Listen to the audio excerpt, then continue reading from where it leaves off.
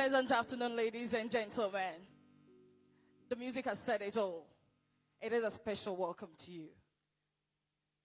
In honor of the MP, the Member of Parliament for Asin Central, Chairman Parliament Committee on the Interior and Defense, the Group Chairman for Kent City Media, and of course, the man for the people. Once again, I welcome you to this August Youth Seminar. My name is Ama Inshira Mensayeboa, drive time presenter on Oman FM, and I am your compere this afternoon. Not doing it alone because as a media fraternity, all my colleagues are helping me in this job. And of course, as and when our dignitaries step in, we will be acknowledging them. Right about now, the good book says, wherever two or three are gathered in his name, he is in their midst. And without wasting any more time, I would love to invite Reverend Michael Okai to help us with the opening prayer. Please help me with a round of applause. Thank you.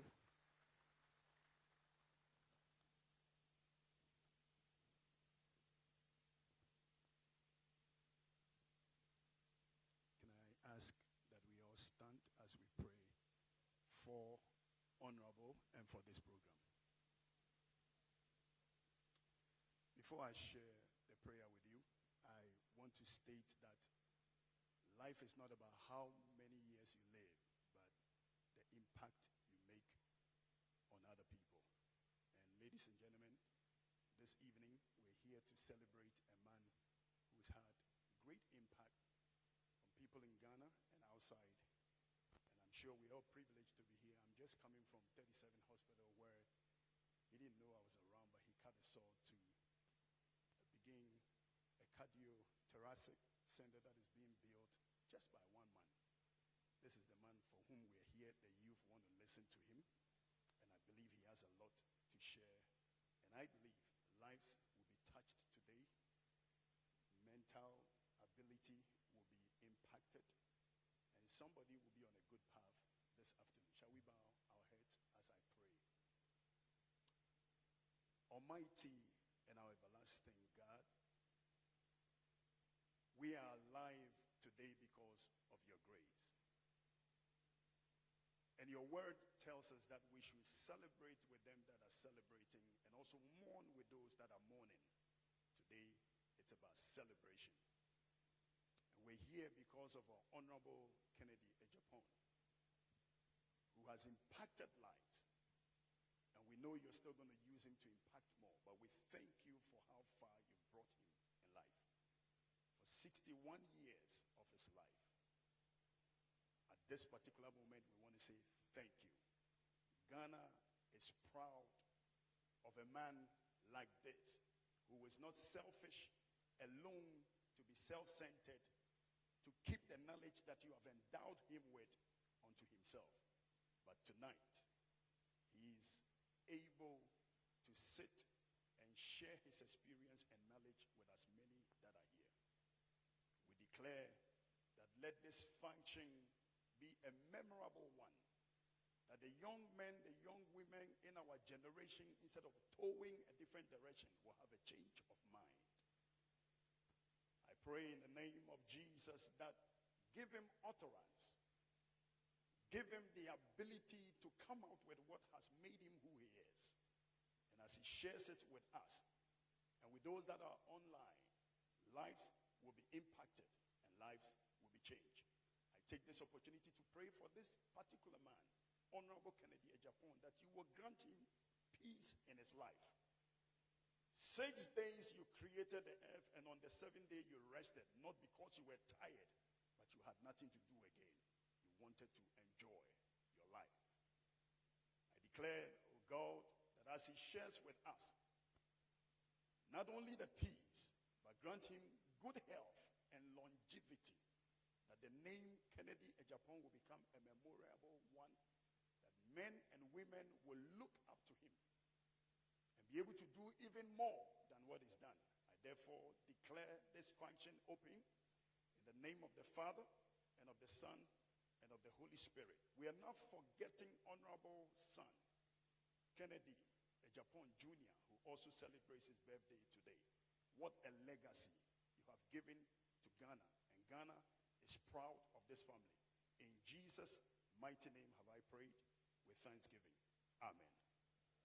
Thank you. You may be seated.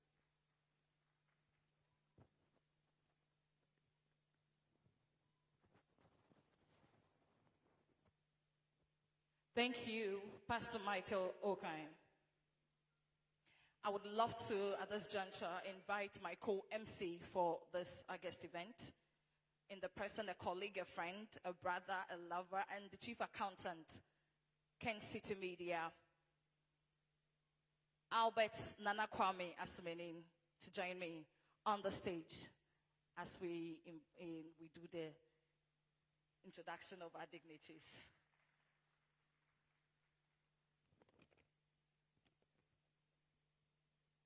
Okay, so to continue the event, we would love to acknowledge the presence of some important dignitaries in our midst and to mention a few. As and when they get in, we will still be acknowledging them. I have to say for a fact that almost the whole house, Ken City Media, is here.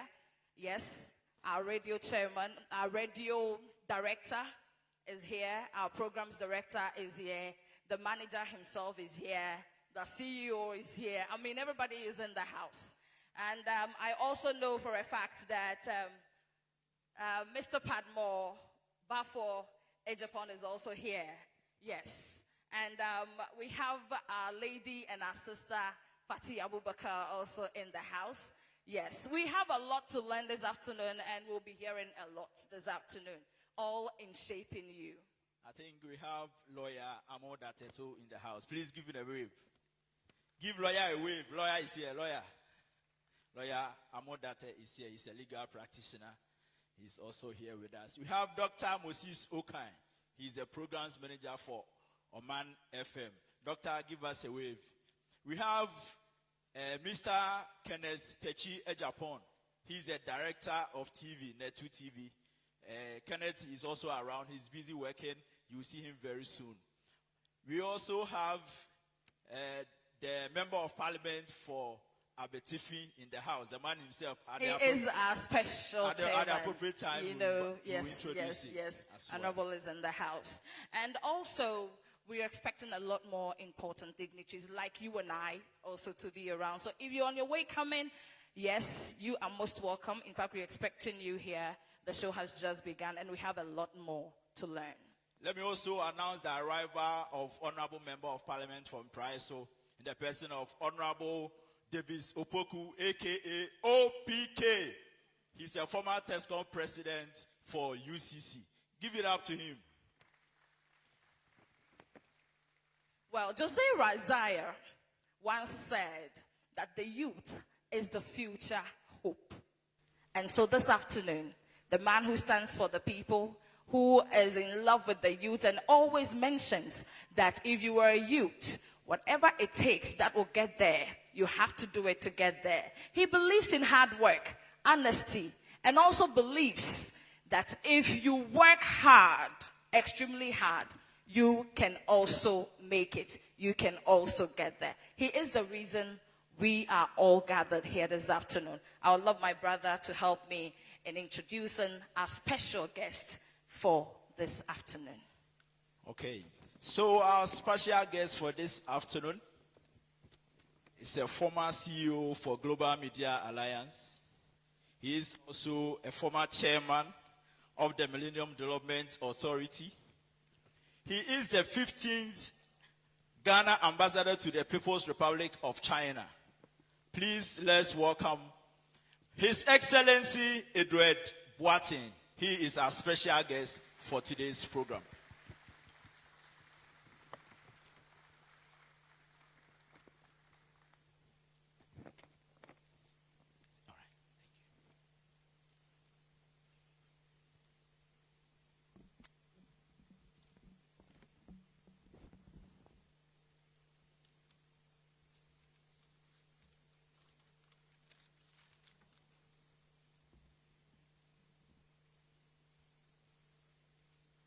Distinguished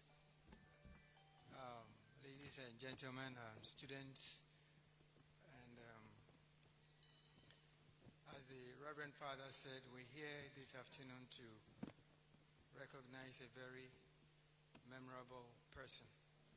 I think every generation has its way of throwing out people who are born not only for their families or for their communities, but for the nation at large. And I think for our generation, we are fortunate that we have a person in the name of Honorable Kennedy Agyapong. I'm very privileged that the organizers chose me this afternoon to be your special guest, and I'd like to thank them very much for the recognition. I must say that it's a very humbling experience to stand here as the special guest of honor for Kennedy Agyapong, who I consider a very good friend. I've known Kennedy since the year 2004, but I got to know him well around 2008 and very, very well around 2012 to now. So I believe that in this auditorium, probably apart from his immediate family, I'm one of the people who can say that they know the true colors of the man called Kennedy Agyapong. And I always say that I have two Kennedys. But today we'll talk about the other Kennedy and not the other one. In the 1990s, I was working in the US, and philanthropy was not a big thing at that time. And I happened to work for a man who was a maverick of his generation. And he did things that people felt or thought couldn't be done. And that person was Ted Turner. And through the ideas and the vision and the risk-taking of people like Ted Turner, today we take 24-hour television, internet, the mobile phone, and others for granted. The other person that I see in the mold of Ted Turner is Kennedy Agyapong. Why? Because he believes passionately in achieving. He believes passionately in giving chances to other people.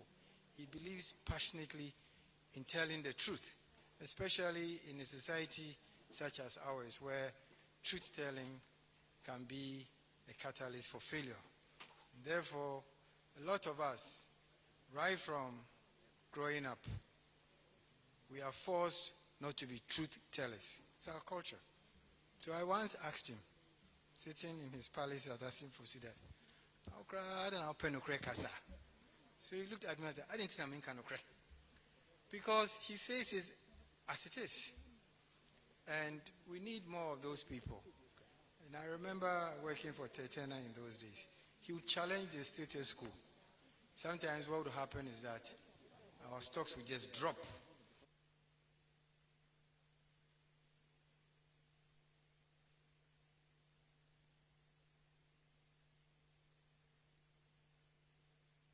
I think we are all honored to be here this afternoon to listen to tributes. I like to use the word tributes because most often than not, we eulogize people in Ghana when they die.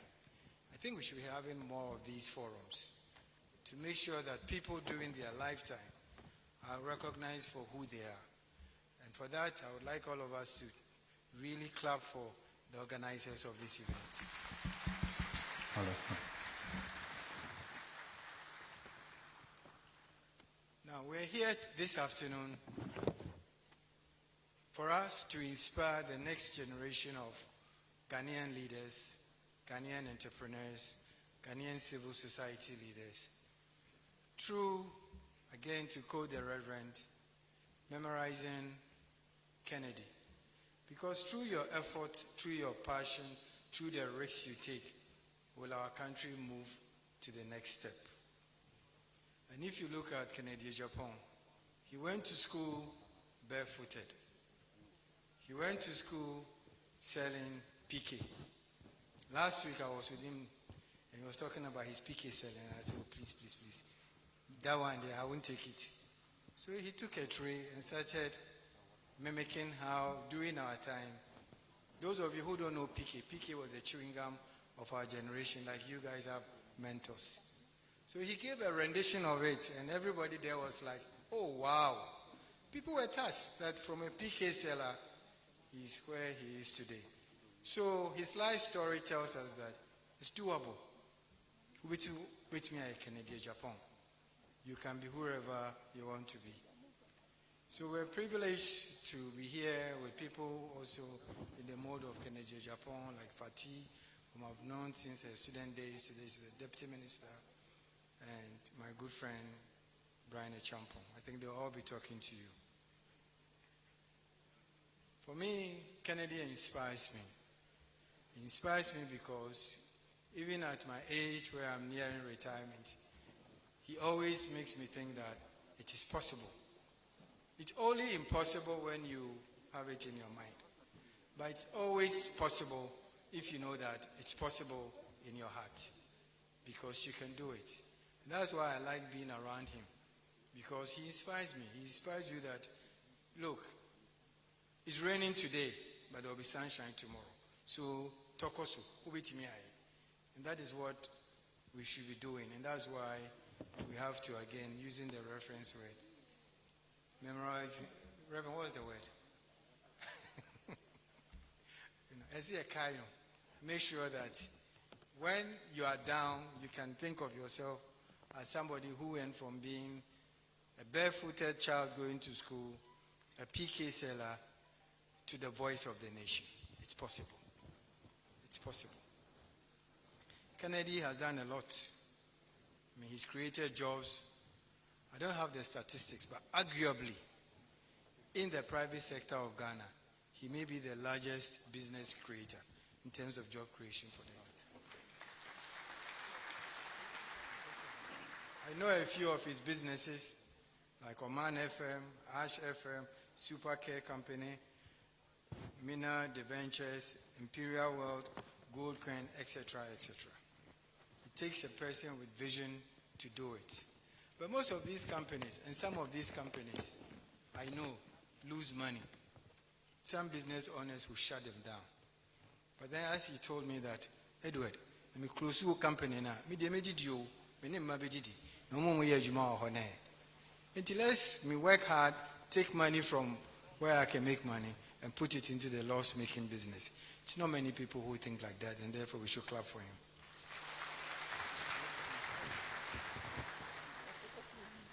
In terms of CSR, we are not a country that keeps track of these things. But arguably, I would also say that in the private sector of Ghana, I do not know of any other company, even including some of our multinationals, who make money and put money back into the community like Honorable Kennedy Agyapong. Seriously, he really does well, and we should clap for him. I've been around the country with Kennedy, and on the spot, he's giving scholarships to needy children. On the spot, he's paid for school fees. On the spot, he's paid for medical bills.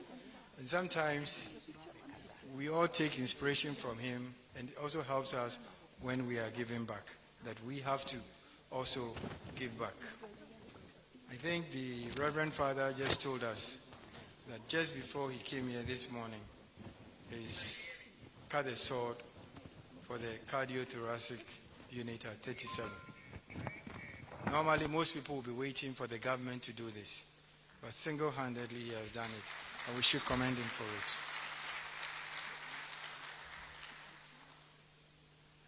As the Akan ad goes, near food you pa near piano. Tina Yabahawe, Yababi Pia, Honorable Kennedy Agyapong. And in pianing Honorable Kennedy Agyapong, yes, ye piano. So it is here. Ye piano, yes, ye piano, because as he goes up, we go with him. So I'd like you all to take inspiration from him. We're not here to make him greater than God. We're not here to make you think that, because we live in a country where when people do good things and they are commended, it becomes a negative. It is strange. But the truth is that I hope, as the Reverend Father said, that before we leave here, his life story will inspire the next young Kennedy Agyapong. Because we are all born with the same 10 fingers. We are all born with the same 10 toes. It's the same blood that flows within us. So if he can do it, and you are a student in the gallery, you also can do it. And you have to inspire yourself. Thank you very much.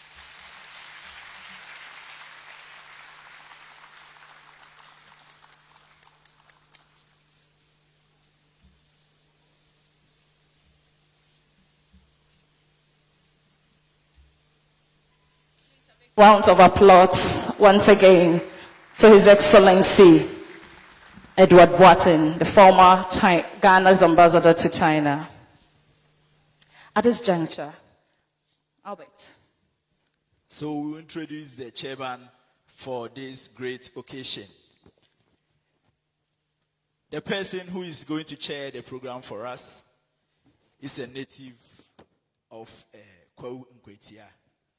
He was born on 27th November 1972 in Suhum.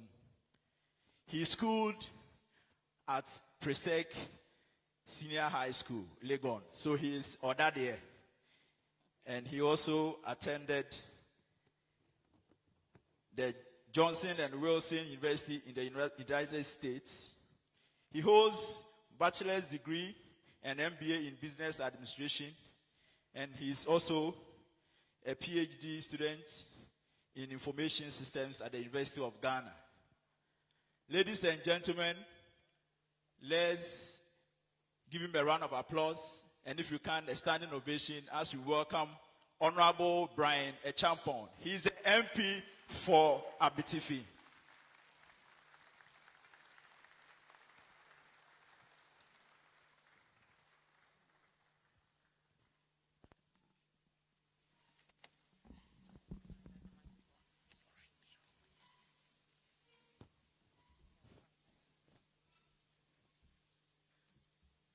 Excellency,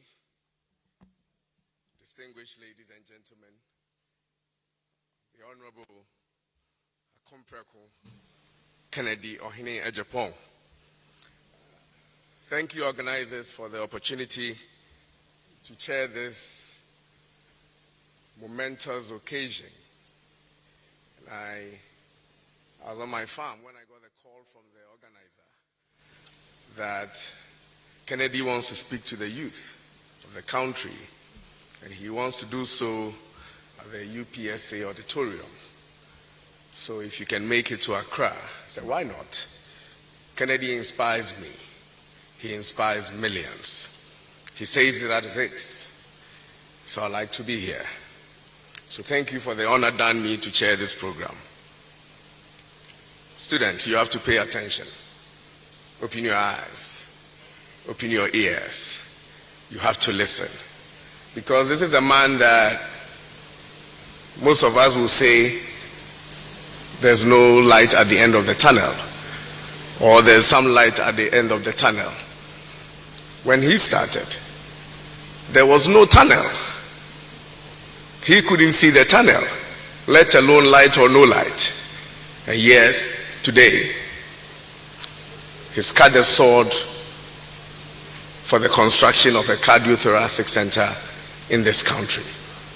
We need to applaud this man.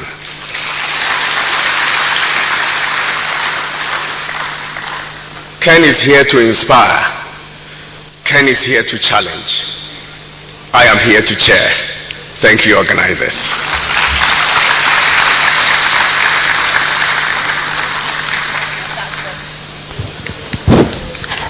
Thank you, Mr. Chairman, for that brief remarks.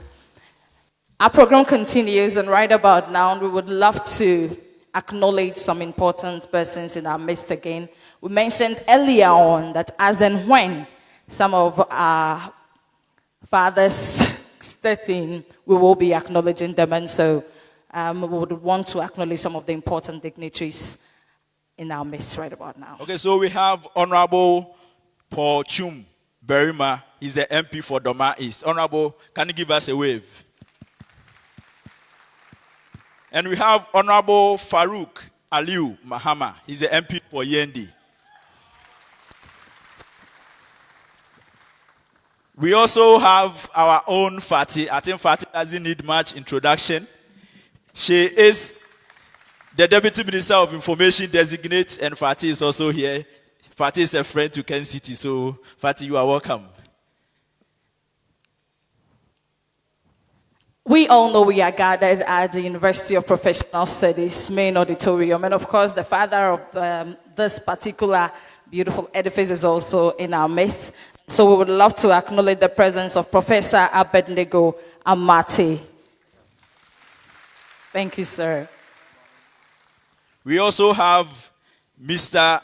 Christian Donko. He's a chartered accountant, a lecturer at UPSA, and also a friend to Ken City. Mr. Donko, give us a wave. We also have Mr. Jekedako. He's also in charge of this facility that you see here. He's also a patron of UPSA TESCON. Our very own cybersecurity experts in the person of Mr. Kweku Intiamwa is also in the house. Let's give it up for him.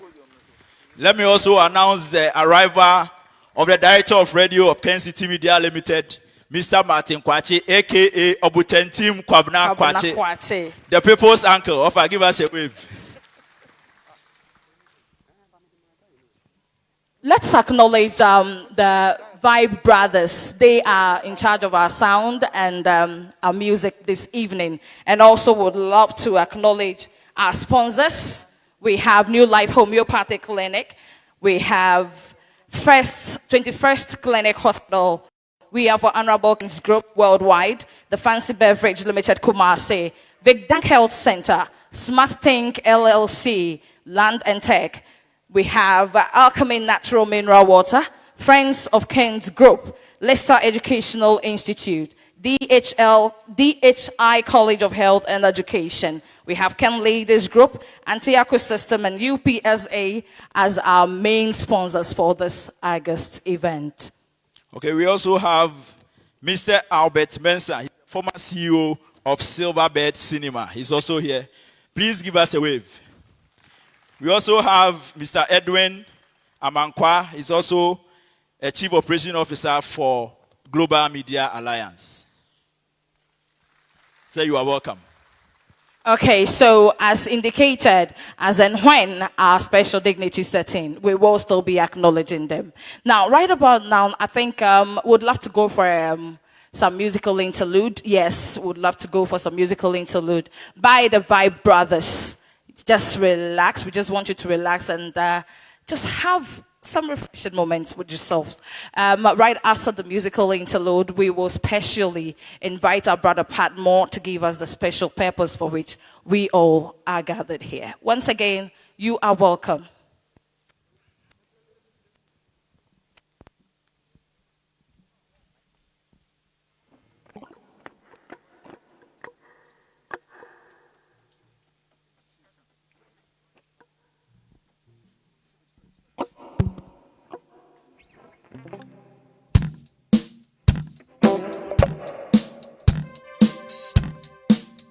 Happy birthday to ya. Happy birthday. Happy birthday. Happy birthday. Happy birthday.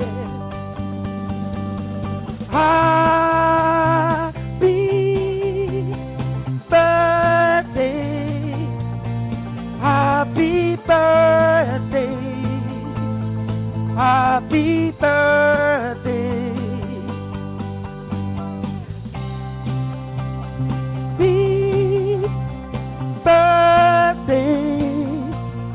Happy birthday. Happy birthday. Woo!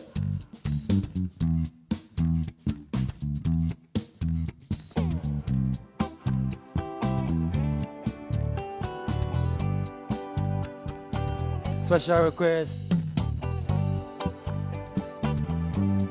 from the birthday celebrant, you know.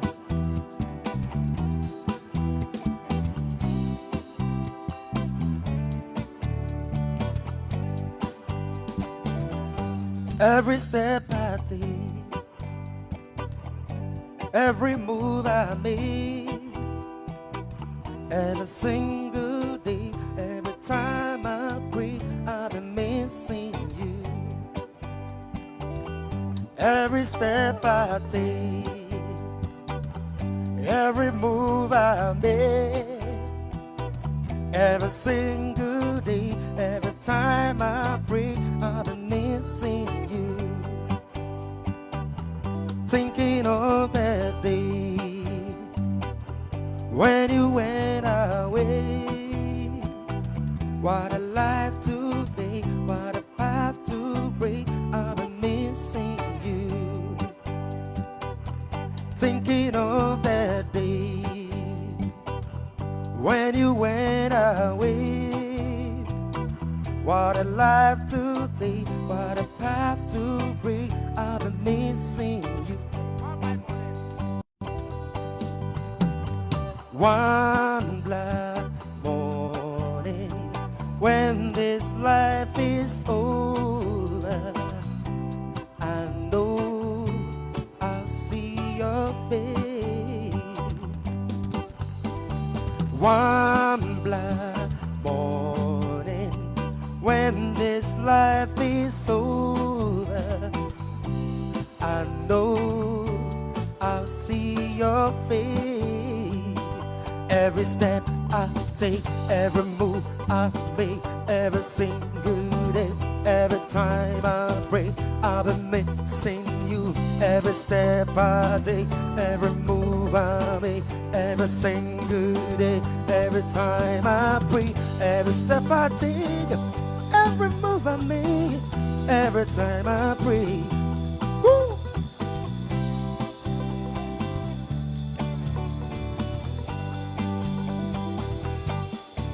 When the night, hey, you know, for our papa, it's your birthday.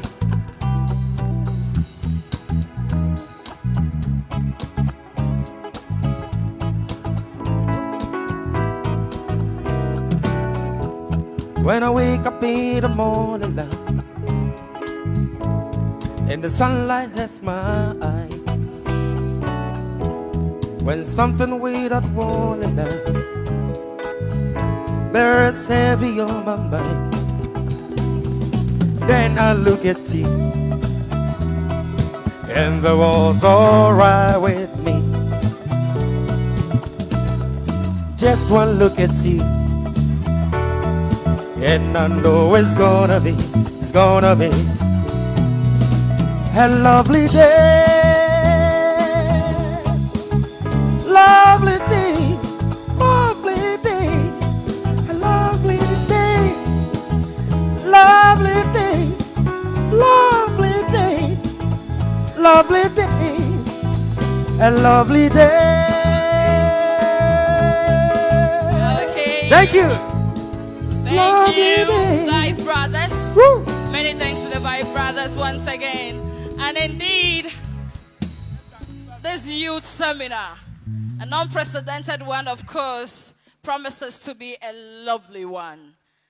Albert. Okay, so we are still acknowledging our friends and family members who are here to support the program. We have Mr. Kweku Apia Mensah. Please, if you are here, give us a wave.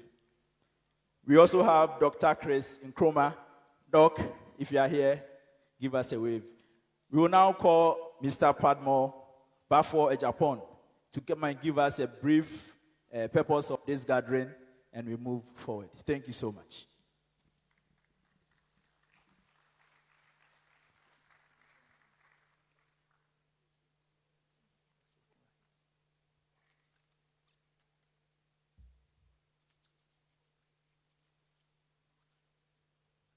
Thank you so much.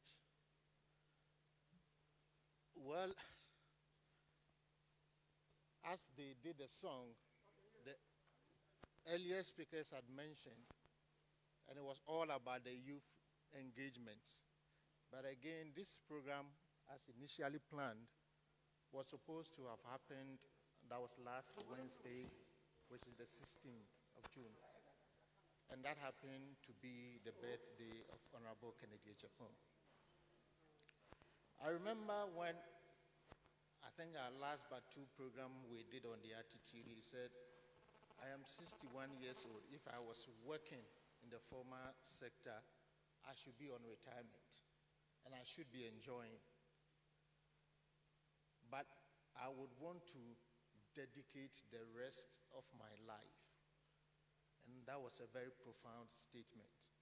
I would want to dedicate the rest of my life to continue to inspire the youth and businesses, young entrepreneurs.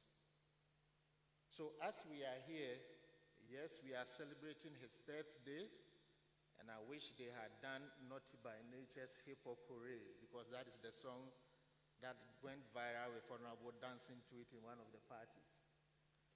But obviously, we did not do that. But apart from the birthday, that part of his life, after 60, that I will commit to Ghana, this is what I would want to invest in the youth. And he always said, if I have been able to do it, you can also do it. If you are here and you have started a business and you are wondering how are things faring and you are not so sure, I think listening to Honorable Kennedy Agyapong this evening should inspire you. If you are a youth and all you are thinking of is you are about completing school, where are the jobs for you? Again, you are going to get inspiration from what he's going to share with us tonight. The university, we would want to say thank you so much, that is UPSA leadership, for also accepting to be part of this program, and then also the VC deciding to also speak to us, because Ghana alone, government alone cannot do the work that we all expect. So our purpose is simple: celebrate the Honorable's 61st birthday, though belated, and then also to listen to his nuggets of wisdom, personal experiences, and also hear from the university what exactly are the tertiary institutions or institutions of higher learning doing to support the youth in terms of entrepreneurship, so that they don't depend so much on the government for survival after school. But what I can assure you tonight is also, you will not leave with whatever attitude that you came with. Definitely, you have some positive attitude home. So let's all sit, relax, and enjoy the activities that have been lined up for this evening. Birthday, youth engagement, entrepreneurial sharing, and of course, you will now understand the full meaning of QBE. Thank you so much. Thank you, Mr. Padmore, for Agyapong. Let me also introduce Mr. Charles Amofa Boache. He's the morning show host for Oman FM. We also have some birthday greetings that I would like to take them. So I'll call on Honorable Fatima to also come here. He's the Deputy Minister Designate for Information, to also give us a small birthday greetings to Honorable King.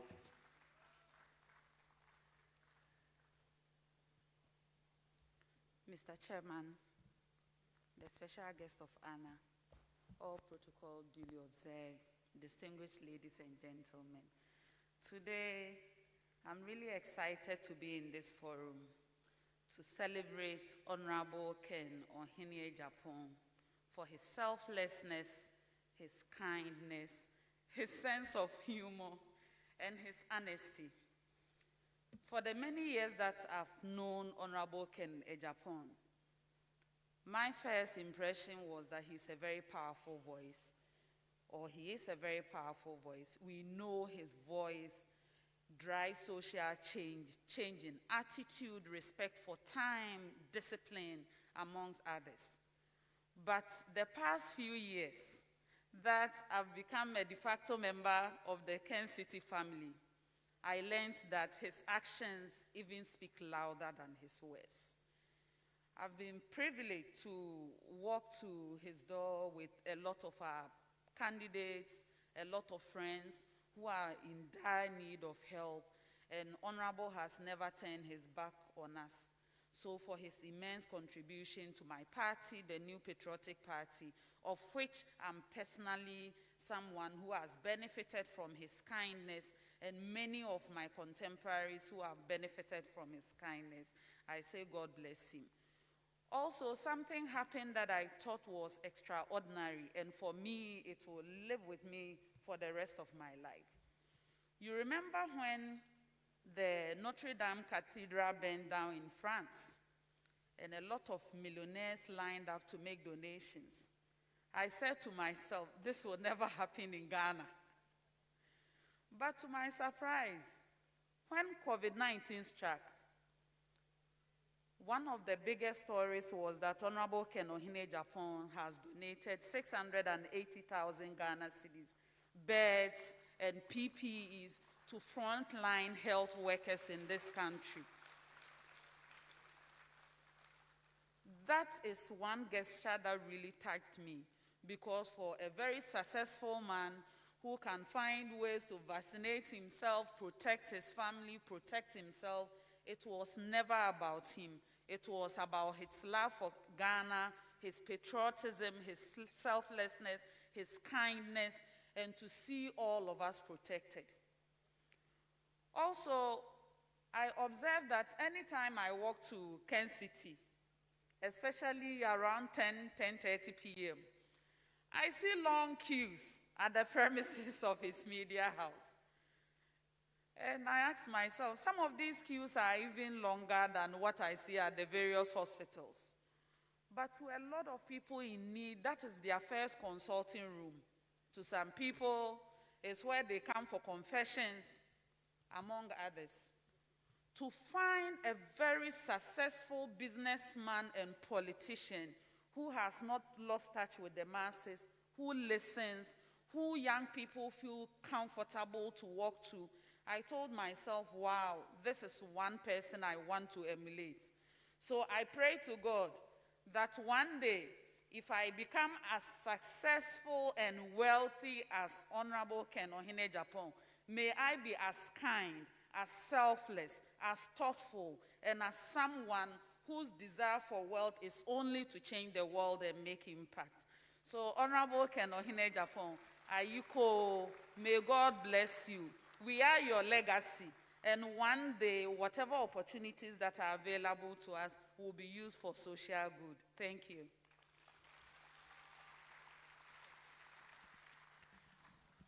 Thank you, Honorable Designate. We also have Mr. Kingsley Adumata Agyapong. He is the second vice chairman for MPP United Kingdom. Please give us a wave.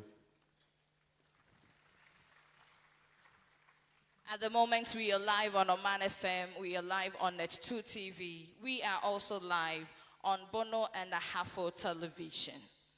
We are also live on Happy FM, and we are also live on YFM. Before I go to the next item on the bill, let me also introduce Mr. Isaac Agyapong. He is popularly known as General, and he is a former TESCOM president of UPSA, a proud alumni, and also a former TESCOM national coordinator. He's also vying for the National MPP Youth Organizer. If you are here, please give me a wave. Yeah, that's General. Okay, so Albert, we have a short documentary to show, but we would want to hide it for a minute. And so I think you will help me invite your VC. Wow. Yes. So we will invite the landlord of UPSA. He's the chief executive of this land. He's the reason why we are having peace in this auditorium. Please let's welcome Professor Abednego Amate.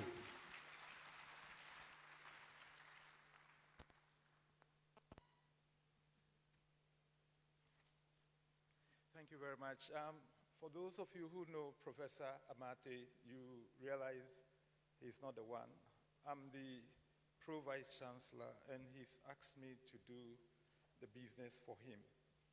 I do recall that when I applied for the position of the Pro-Vice Chancellor,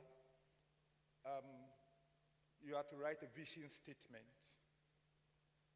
So I went to him and asked, Prof, what's your vision statement?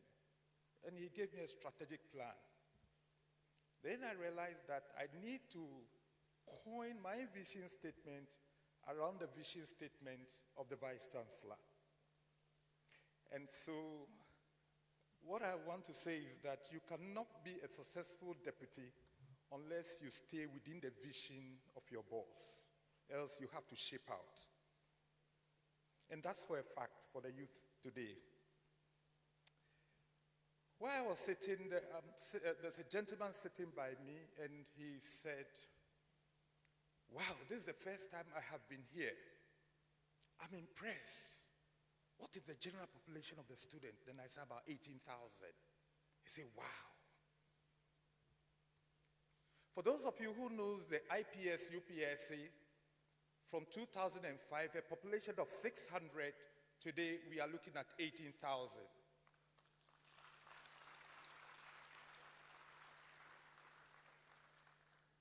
And as I read the statutory vision of this university before I came here, I realized that some of the qualities that the celebrant stands for today, I see through it. Why? Because every critical expenditure that the management of this university has made supports the vision of this institution. And any expenditure outside the vision means corruption. So he says it as it is. I'm sorry, Honorable, but this is just a preamble to what you are going to hear today. My chairman, the MP for Asin Central, Honorable Kennedy Agyapong, the one we are celebrating today, honorable members of parliament, distinguished guests from the business community, faculty members, students from tertiary institutions in this country and outside there, those also online, friends from the media, ladies and gentlemen. I want to read this speech within the vision of the Vice Chancellor, Professor Abegbeko Okofehi Amate. My name is Professor Charles Barno, the Pro-Vice Chancellor of this university.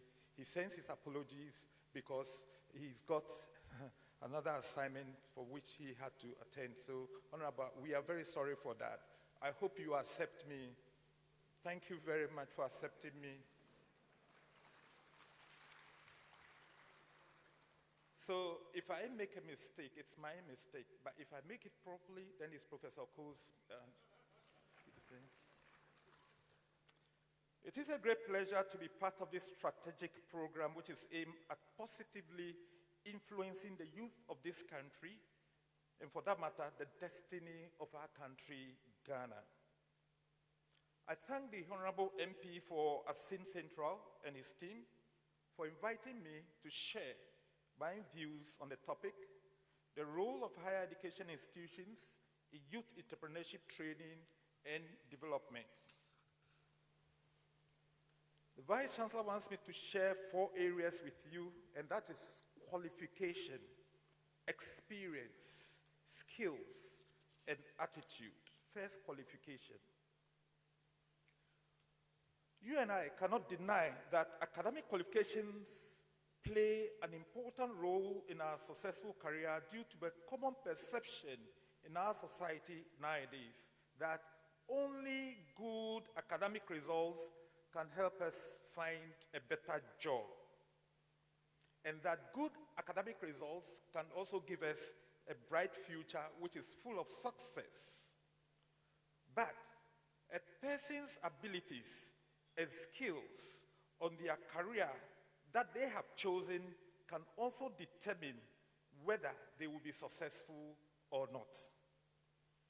Nowadays, we find a lot of our youth focusing on obtaining high grades in higher educational institutions on their studies, and the majority of them have ignored skills that are also important to their career. Skills can be categorized in so many ways. For example, we may have social skills, language skills, computer skills, and the rest. But it is not guaranteed that any individual who comes to higher education institutions and make perfect grades will get a job and just perform and achieve results. It is stated that if we look into the directory of successful people like him, we'll notice that many of them are employed, or many of us are employed by people who have not got higher academic skills. This is because academic qualification is solely based on one's performance in their respected institutions.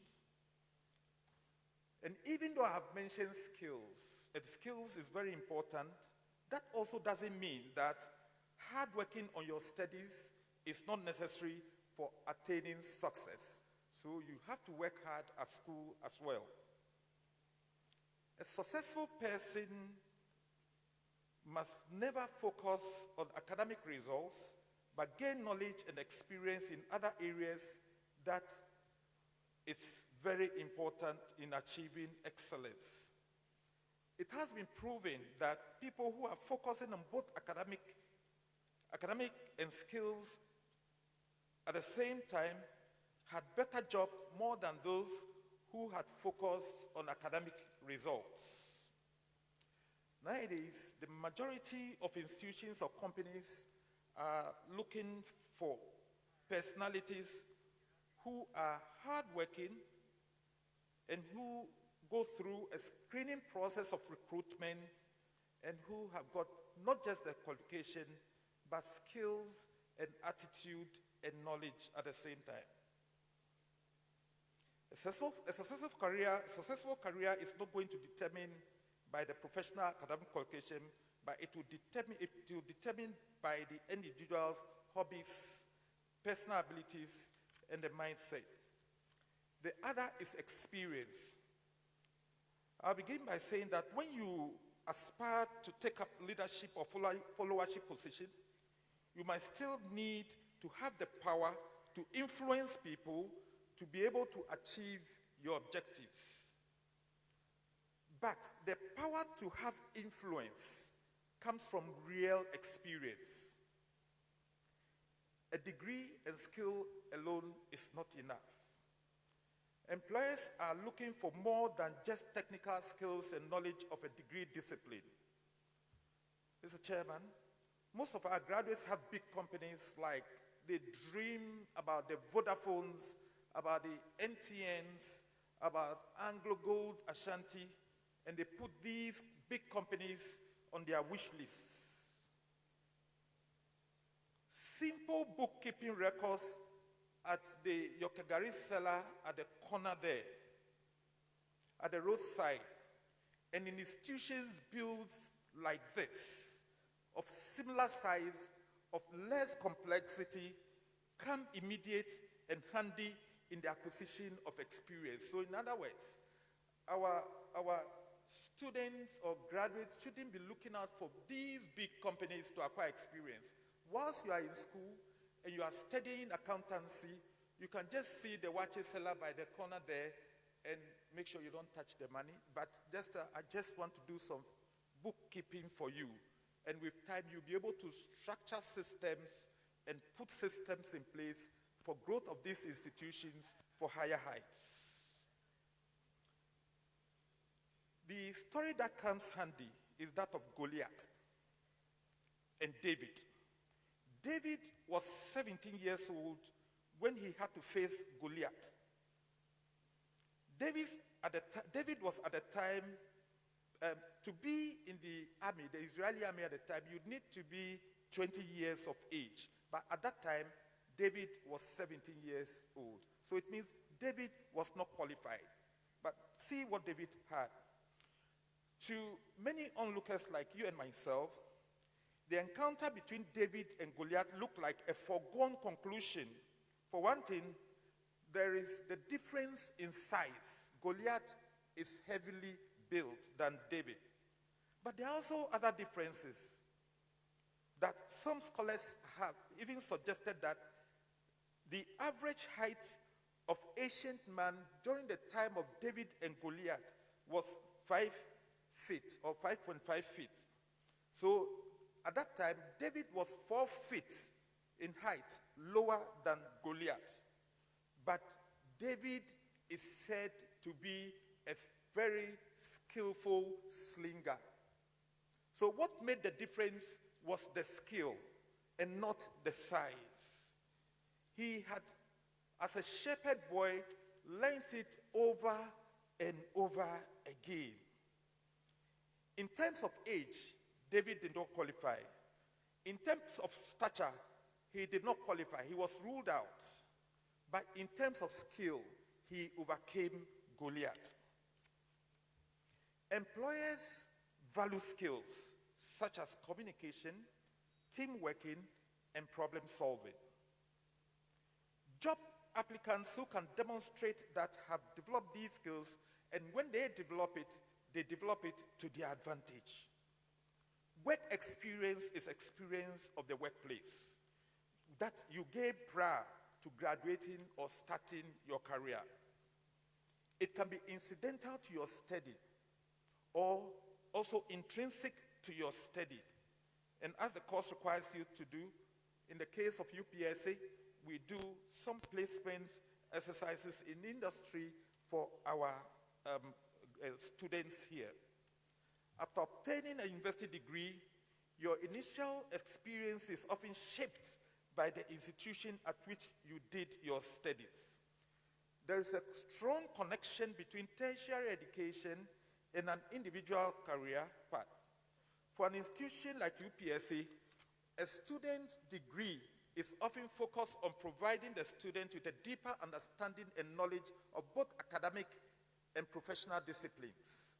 We make deliberate attempts to develop the student as a scholar practitioner.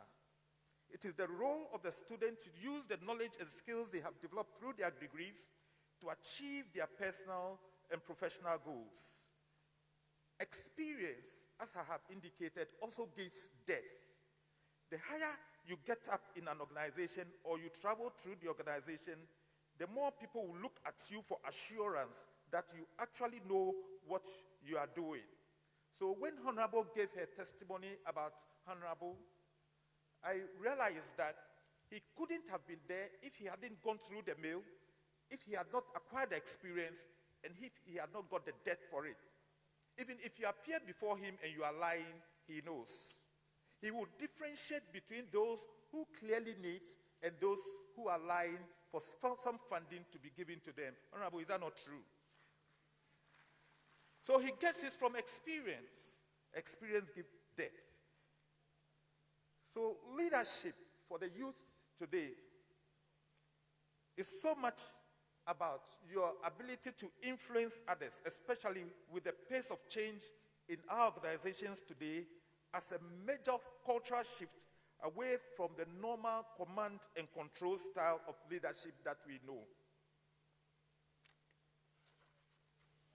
Now I move to skill. To develop your skill, you require training, and more importantly, discipline. I quote from the Bible, Hebrews chapter 12, verse 11. For the moment, all discipline seems not to be pleasant. All discipline, it doesn't seem to be pleasant, but painful. Discipline is not pleasant, but it is painful. Yet, to those who have been trained by it, to those PK sellers who have carried PK, to those who have sold both roads on the street, to those who have gone through the mill, they are rewarded by a peaceful truth of righteousness. And that is your case, Honorable. I thank you. So I resonate Hebrews 12:11 with you, because discipline produces a harvest of righteousness and peace for those who are trained by it. When searching for a job, many students assume that employers are most concerned with a candidate's educational academic credentials prior to their work experience, what they might not know or realize is that employers also evaluate the potential candidates' key skills that go beyond the basic requirements of the position. Whether you are a current student or a recent graduate, developing skills can help you set yourself apart from other job applicants and secure new opportunities in the field or the world of works. Recent research also shows that 73% of employers look for candidates that can demonstrate strong written communication skills, and that this differentiator can help them choose between two equally qualified candidates. Strong writing skills are especially critical in our world today, in a digital world, in a COVID-19 environment. Being able to articulate your ideas clearly and concisely in writing is crucial for both internal communication interactions with clients and your customers. Verbal communication skills are equally as important. Whether you are working with others on a project, managing a small team, or overseeing a department, having the ability to communicate effectively with clients, customers, and colleagues is crucial or critical to your team's success. Critical thinking is also very important in this respect. Time management is also important, and no matter the career path you choose to pursue, your ability to communicate effectively, think critically, and manage multiple deadlines is also important to your success. Above all, having a positive attitude, which is choosing and approach difficult circumstances with a productive mindset, can benefit you on several levels. The Mayo Clinic states that a positive attitude can lower your stress level, which is also good for your health. A positive attitude can also improve your relationship and change how your boss perceives you and your work. And these are very important for you today. Having a positive attitude can provide many benefits. Create a positive environment, reduce your stress, increase your productivity level, produce more strategy, improvement in customer relationship, develop leadership capabilities, improve your decision making, and motivate others. Honorable and my chairman, I belong to a school of thought suggesting that entrepreneurs are not only born but can also be made. Having worked in higher education institutions for 15 years, I'm referring to my vice chancellor, having worked as an entrepreneur for some years, and having interacted with several young people who enter university with hope, yet become frustrated after completion due to unemployment challenges, I can only share with you some realistic and practical insights that I believe will take our nation forward. In Africa, entrepreneurship is being given serious devotion due to its importance in economic growth, job creation, productivity reduction of employment and poverty, and innovation. Ghana is no exception. Over the years, various governments have been initiating programs targeting the youth being the future of our country. Entrepreneurship training, which aims to equip participants with relevant knowledge and skills, is regarded as a practical means to promote entrepreneurship among young people. One of the major stakeholders of this effort is higher education institutions. Higher education institutions are places for imparting knowledge, just like UPSA, skills, and abilities to students, so that when they eventually join the world of work and society, they will be able to make significant impact. HEIS have very important roles to play in entrepreneurial training and development of young people. If they position themselves strategically in the entrepreneurship ecosystem to develop young people, a number of benefits will accrue to society. The question is, how could they do this effectively and efficiently with their limited resources? First, they need mental transformation. Higher education institutions can transform young people from job seekers to job owners.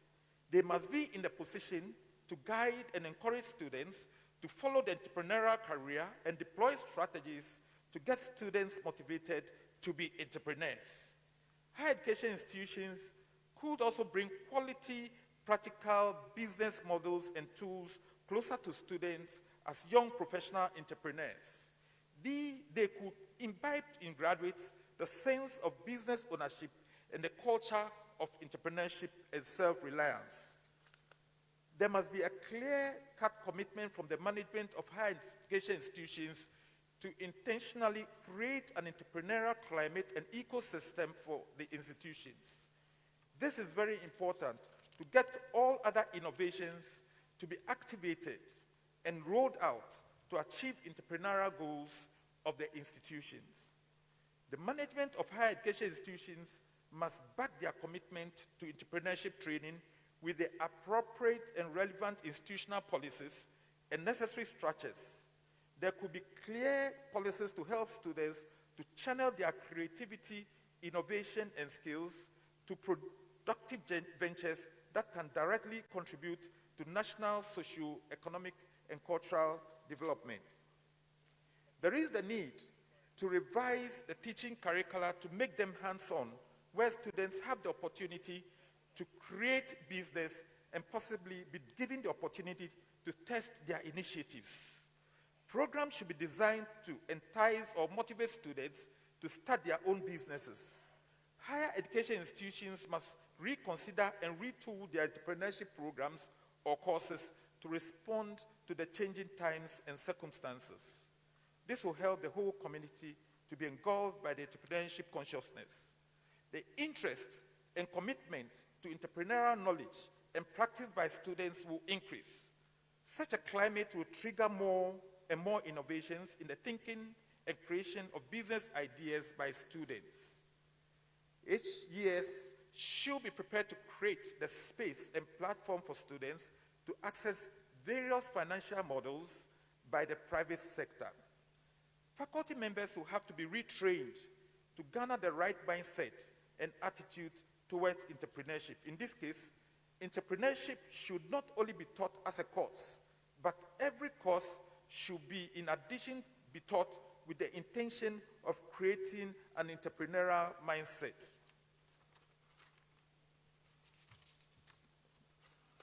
I want to just cut it short. I didn't know my Vice Chancellor writes so much.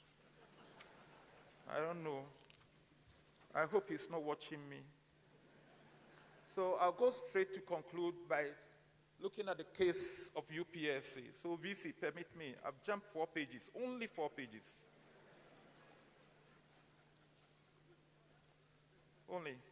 I am aware that several higher education institutions are making various efforts to mainstream entrepreneurship training and development. But permit me to share briefly some of the entrepreneurial efforts and innovations at UPSC.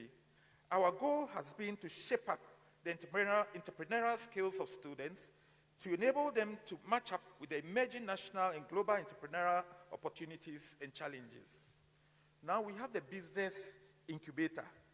An incubator center has been set up in UPSC to provide young businesses in the university as well as enterprising minds in UPSC and the country as a whole. The incubator aims to providing 3 types of services, namely 1, training on business models and business solutions. 2, financial support in the form of seed capital. 3, mentorship and coaching by local business experts and international personalities. We also have the exchange program on entrepreneurial studies. UPSA has entered into a collaboration with the University of New Brunswick, Canada, for the capacity development of its lecturers from the Faculty of Management Studies and Accounting and Finance. And the collaboration between the 2 institutions is geared towards enhancing capacity and peer relationships among scholars to enrich their experience and facilitate personal and professional growth. The knowledge, experience, and the learning acquired will help bolster teaching and research entrepreneurial education in this university. We have also launched the Entrepreneurship Club. The government of Ghana, as part of its vision towards creating an entrepreneurial climate in the country, has launched a number of student entrepreneurial initiatives, we call it SEI, on this campus. The UPSA branch was launched in the late 2019s. The club serves as a platform for student-to-student interaction for business opportunities, identification, development, and pitching. Currently, over 300 students of UPSA have registered to be part of this club. We also have the Pitching and Time Entrepreneurs Student Entrepreneurship Fair. So in conclusion, Mr. Chair, Honorable, who will celebrate today, an entrepreneurship career can be a sustainable solution to the soaring levels of youth unemployment in Ghana. An entrepreneurial career can improve the economic and social inclusion of the disadvantaged and marginalized youth in our country. Self-employment through entrepreneurship can offer the youth the dignity they deserve, financial independence, as well as self-sustenance. This will definitely divert them from crime and antisocial vices. Mr. Chair, my Honorable Minister, the role of institutions in higher learning towards equipping and raising entrepreneurship awareness among the youth cannot be underestimated. As a higher education institution, the UPSA, from the foregoing, has demonstrated its commitment to entrepreneurship training and development. If you bring such programs on board, we will always be there to support you. And thank you for this program too, as well. It is important to underscore the fact that the unemployment and resources challenges facing young people in this country cannot be solved by only higher education institutions. All stakeholders must come on board. Higher education institutions should, however, recognize that they have a major role to play by creating the right entrepreneurial climate, the right entrepreneurial mindset, and providing entrepreneurial resources for young people. This will ensure that the youth of our country will eschew social vices and direct their energies into very productive ventures. Recommendations. Mr. Chairman, I'd like to make a few recommendations as I bring my delivery to a final close. As a youth, employment remains one of the main challenges Ghana has to deal with. The government should make it a mandatory requirement for all universities in this country to equip their students with entrepreneurial skills and relevant information. Universities should improve their curriculum by including entrepreneurial ingredients and by building incubation centers for students. Alternatively, the government should highly incentivize those institutions of higher learning involved in training and development. The government should also ensure, through the Ministry of Education and regulatory institutions, that curricula from primary to tertiary level should include entrepreneurship among the subjects offered. It is finally recommended that higher education institutions should be required to pay back to the communities they operate in by embarking on community youth outreach programs aimed at equipping the youth with entrepreneurial skills. Thank you, Mr. Chairman, and thank you for the opportunity.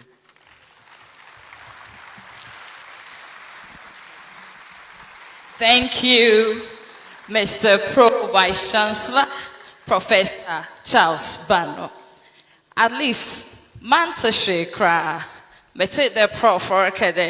If you want to succeed in life, you must be a critical thinker. Also, so time management is of essence. And again, he mentioned that entrepreneurs are not only born, but can also be made. And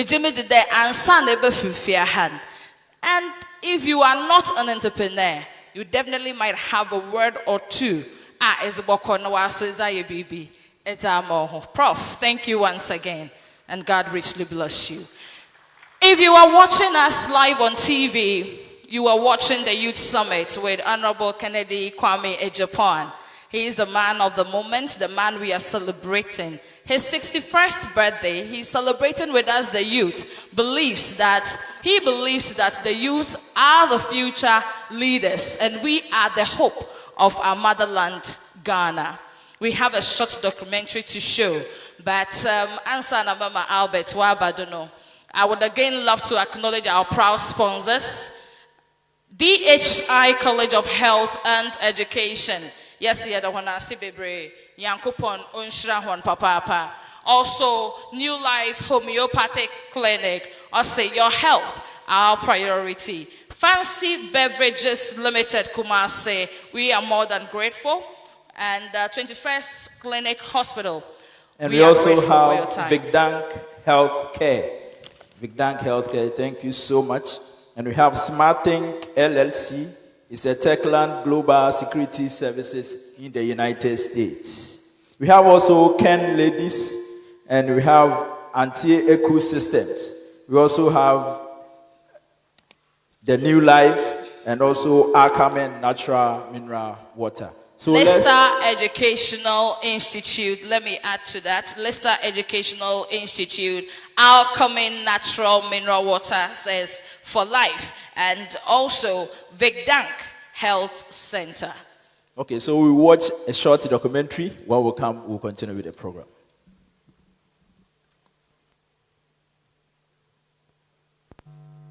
The dossier of personal, educational, professional, and business documentary profile of Honorable Kennedy Ohene Agyapong, MP for Assin Central, including the true story of how he became a millionaire.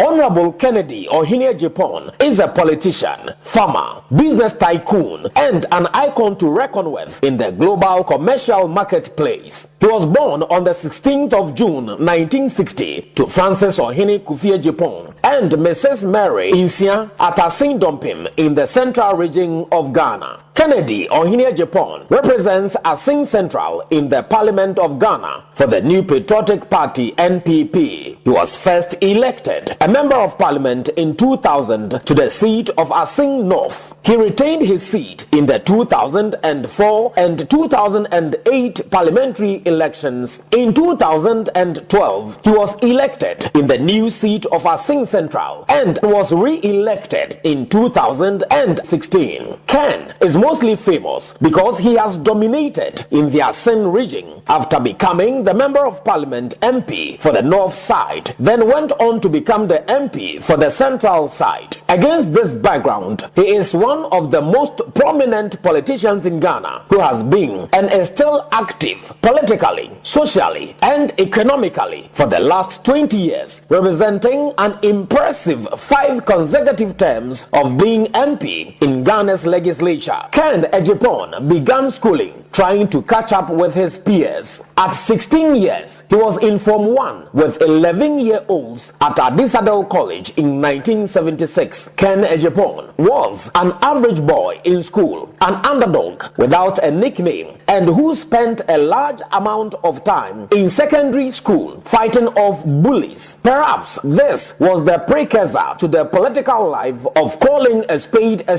instead of describing it as an instrument for digging.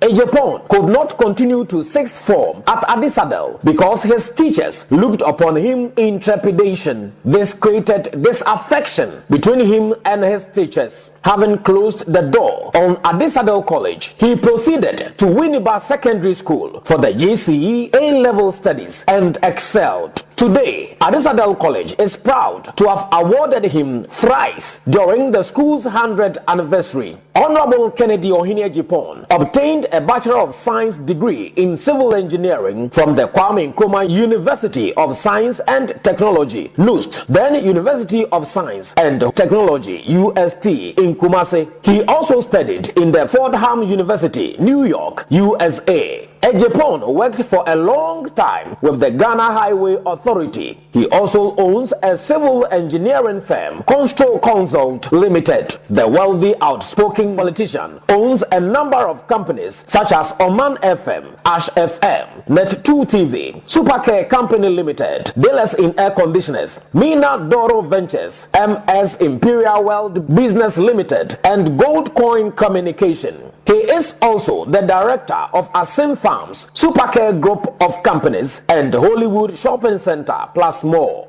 In terms of evidence-based description, one would not be mistaken at all to say that Honorable Kennedy Agyapong is the loudest voice on radio and television in Ghana, especially on matters of corruption and other privileged information that he alone knows how to access. Agyapong is a philanthropist who sees to the interest of others first. He has always been mindful of the welfare of the needy in society. He believes that success is how well you position yourself in society to affect people's lives. But hey, Agyapong is a firebrand, a straight talker, and a man who expresses his views on matters of national interest and people's concern without fear or favor. It will interest you to know that before the affluent Kennedy Agyapong traveled to Germany and the US in 1984, he used to sell PK, chocolate bars, blades, and buckets in streets around Kwame Nkrumah Circle as a youth. Some people erroneously attribute the wealth of Honorable Kennedy Agyapong to all manner of sources and motives for lack of the knowledge as to how he made it. But this is how Ken became a millionaire. When he traveled abroad, he worked 2 jobs in a bakery and at a gas station and earned $400 a week without a green card. He saved $100 of this small fortune and bought his first taxi out of a bakery, a gas station, and a taxi. Kennedy Agyapong bought 8 taxis in 7 months. He used $3,000 he saved from these 11 sources of income to buy auctioned cars at $1,500 and shipped them to Ghana for sale. This principle for personal practice by Agyapong is grounded on the fact that business is a multiplications timetable of earning from more than one source. In 1988, at 28 years, he bought his first house valued at $24,000 in East Legon near Ambassadorial Hotel. But Kennedy Agyapong's real breakthrough was on 30th September 1996 in the US when the Reagan administration instituted a US visa lottery through which one could win a green card to stay in the US. At a fee of $5,000, Kennedy Agyapong shipped 257 Ghanaians to the US, and this earned him $1,285,000. And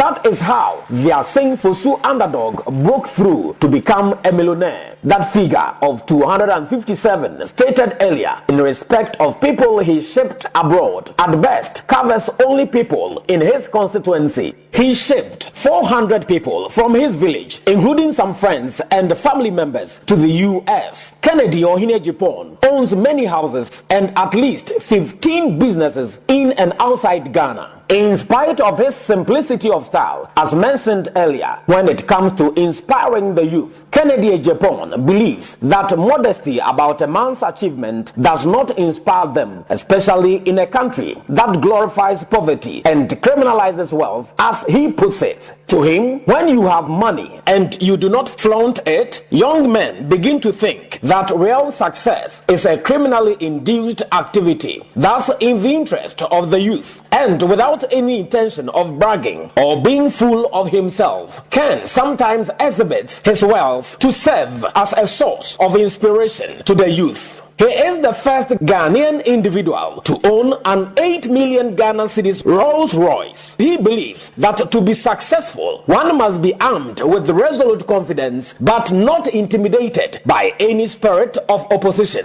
When it comes to living life, Kennedy Agyapong takes no chances and nothing will stop him. Kennedy Agyapong has always and still continues to advocate the need for black people to free ourselves from mental slavery. Thus, Ken thinks that none but us could free our own minds, for we are functions and products of our thoughts and thinking patterns. As a man thinks, so he is. That is not all. Honorable Kennedy Agyapong is concerned about a creeping, escalating, trending tradition that has become a bane of deceit in certain religions in Ghana. Therefore, he is of the view that working hours should not be sacrificed for religious activity. Ken quizzes, why should productive working hours be used for prayer at the workplace or even to go to church to pray for breakthrough throughout the week? He believes that our prayer should praise, thank, and ask God to give us creative ideas to solve problems for humanity, and to ask him to help us do the right, for right is might, and that God should connect us to the right partners to help us solve problems. Therefore, people should identify problems facing humanity, no matter how small, and try to create solutions to them. For our God is a creator. To him, this is what brings breakthrough. Some people spend weeks on the mountain praying for financial breakthrough without knowing what to do to be rich. They just want to be rich anyhow. Being rich himself, Kennedy Agyapong says it doesn't work that way because real wealth comes through solving problems and making proper use of the gifts and talents God has given us. Ken is a fan and believer in the parable of the talents in Matthew 25:14-30. It is against this background that Ken keeps cautioning people against indolence and inactivity, as well as the deceit that miracle services and magic wands will suddenly make money for them. How many bottles of anointing oil have you not bought with your hard-earned money in order to have a breakthrough, but nothing happened? How many anointing oils do you want to drink to become a billionaire? According to Kennedy Agyapong, it is time to change our thinking and prayer pattern and to stop looking for shortcuts to the top. Rather, we should start looking for the problems we can solve for humanity, because money is actually a reward for solving problems for people and for managing talents and resources entrusted to our hands effectively and efficiently to achieve results and to avoid waste. Honorable Kennedy Agyapong, you are indeed a great blessing to Ghana in particular and to the world as a whole.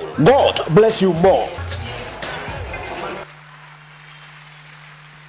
Money, impaying say, when you pay yada, say, aye, and you bury honoring our father, our papa, our everything, our friend, our advisor and mentor. Yashada, yes, Ghana's very own princess, eloquent and intelligent, the youngest poet, Nakiyat Dramini Sam. Also one Sam Kakra, Kazachehian Papa, Nozaman, Akwaba. Help me welcome Nakiyat Dramini Sam.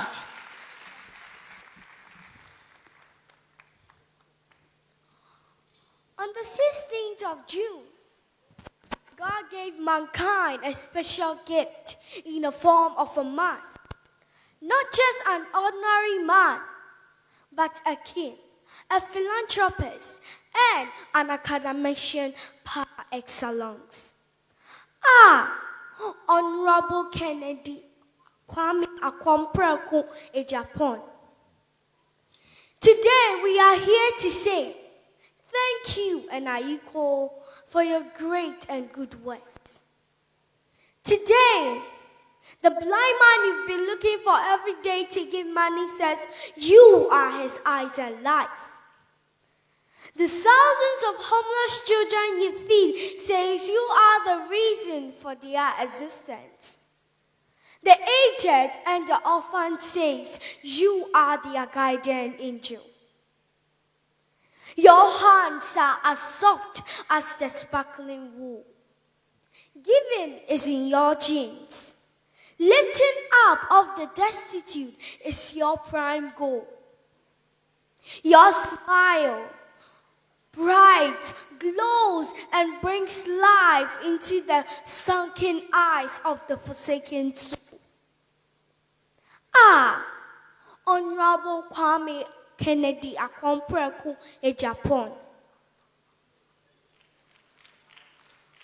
The skies bear witness to your soft heart, which yearns to see humankind live in absolute love and pursuit of common good for all. Your heart is bruised and sent you into quagmire when you see the sufferings of the masses.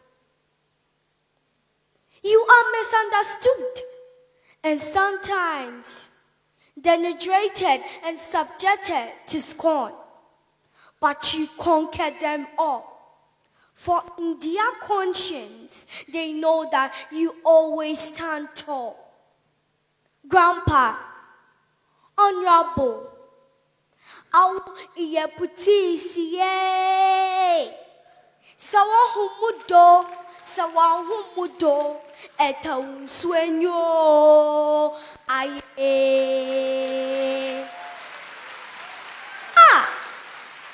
Daddy, awu asuro asaso identity odumankuma.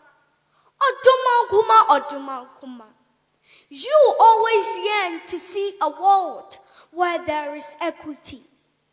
A world where the downtrodden will be lifted up by those who have it. Your heart is as soft as the effigy of love. Grandpa, I would it. What's Samara day? Love conquers and surpasses all. Honorable Kennedy Kwame Akompreku Agyapong. Pintin Primbotum Amenwa. Oh ho. Ponton Prombotum Amenwa. Oh ho. Imbrikisi Botum Amenwa. Oh ho. Awa Iyakatabana. What Shrawutin Asede. Idiatan Tampana. Isi Asasi Fom. Wo Insutunuhu. Woha umpoda. Debiara rim mbwa na dazembwa zizi won ring ase. Grandpa. Awone bontia zizi imbenyin echi shisha enzepa ma woman. Honorable Kennedy Kwame Akompreku Agyapong. Wouldn't Kennedy ya atrawamba eson? Nessa o man be ya no ochina ni be son fodo.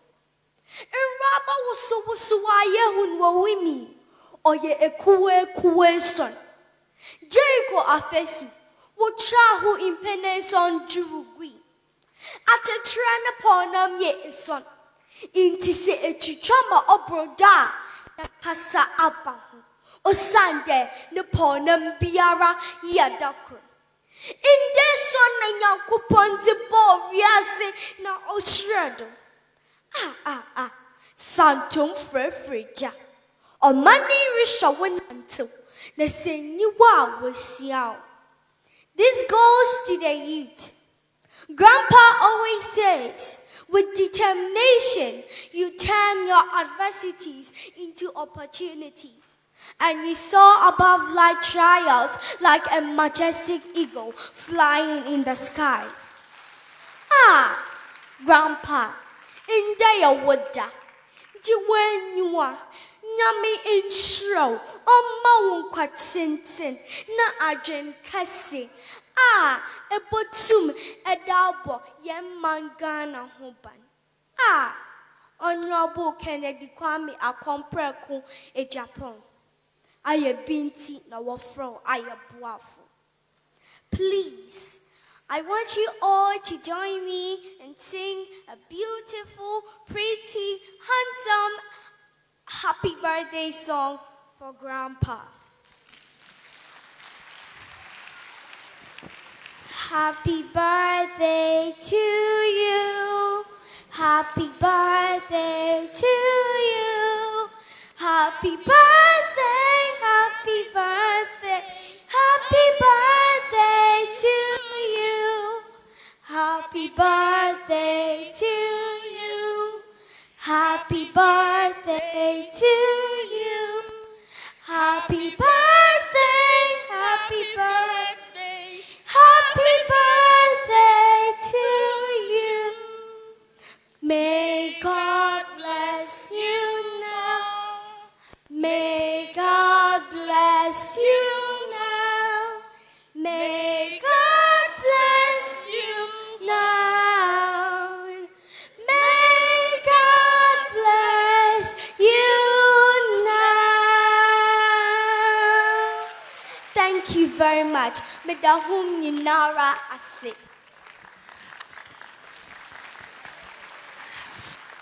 And still with a standing ovation, please, with a standing ovation, we welcome to the podium the man for the moment, the man that we are all here to celebrate and honor, the 61st birthday man whose heart warmeth every other thing. The Papa himself, Honorable Kennedy Kwame Akopreko Agyapong.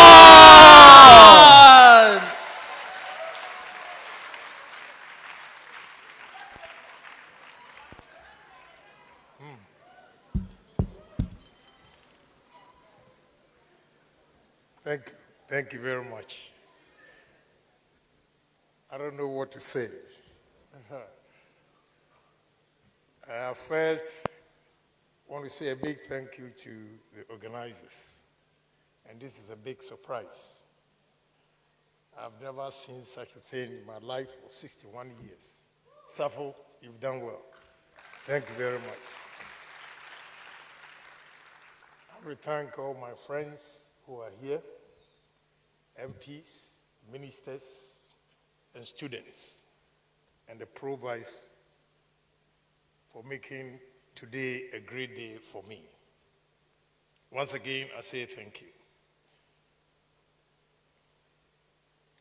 I think I'm fortunate. Why I'm fortunate is that many people do great things and they are only remembered when they die. But I've been fortunate to see what will happen when I die.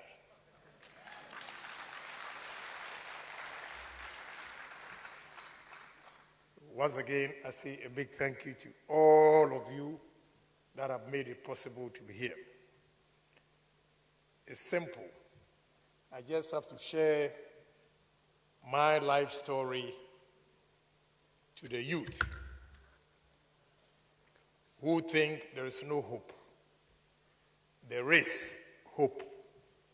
If a poor son, Kwame Agyapong, today stand before all of you, then you, at the age between 20 and 26, that you are in this university or institution, I share with you and encourage you that you will do better than me, because I never went to Kwame Nkrumah University of Science and Technology. I think at that portion, they were referring to my good friend Kwame Agyapong. I went to university at the age of 33. After driving taxi, working at gas station, bakery, I decided to go to university. And the reason was that in 1992, I sponsored Professor Edubuahi, myself, Dr. Preku, and my boss, Lawyer Kwadwo Afram Asiedu, were in his house at airport. And he was sure that he was going to win. So he was forming his cabinet. And at that age, I had contributed immensely towards his campaign. So I was thinking, at least, I'll be made a deputy minister. And in his room, I saw the list. I didn't know the man is a prophet or was a prophet then. I took offense. That is why I went to university. Because Professor Edubuahi tapped me here, said, young man, you're going to be a good businessman. I didn't understand. I thought maybe that time I had not gone to university and just a Swiss former, maybe I didn't qualify to be a minister. Not knowing he saw something in me. I wish today he's alive for him to see that young man he tapped, he showed us that time.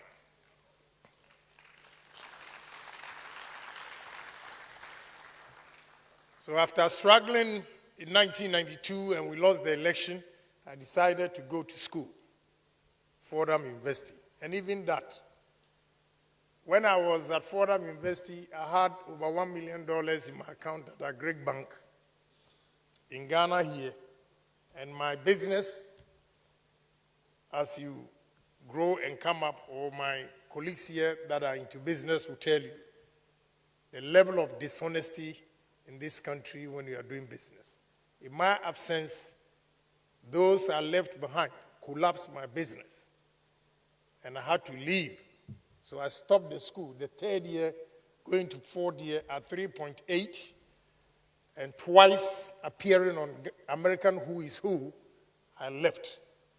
And I remember my dean, Professor Houston, calling my house, telling my wife to convince me to come back to school. Another thing that inspired me to stop the school was that my professor, economic professor, introduced me to a company called Smith Bank. That was Solomon and Solomon, today Smith Bank. And they agreed with me, the third year student, to pay me $120,000 then. Myself and one colleague, may he so rest in peace, Atta from Achinsua, who also got opportunity to work with AT&T. Atta was 120 and they offered me 89 until I finished. So I went back home and asked my wife, so you mean after going to school all this while, I'll come back home with 89,000 and even minus Uncle Sam. Uncle Sam is the tax you have to pay. So I'm not going to take home 89,000. At the same time, Prof, my business was collapsing. So I was in a crossroad, whether to finish or leave and go and do my business. If I had completed Fordham University, I would have been in jail. You know why? Because I introduced the U.S. lottery first in Ghana here. And my workers were collecting $5,000, giving receipts in my company name and depositing the money into their own accounts.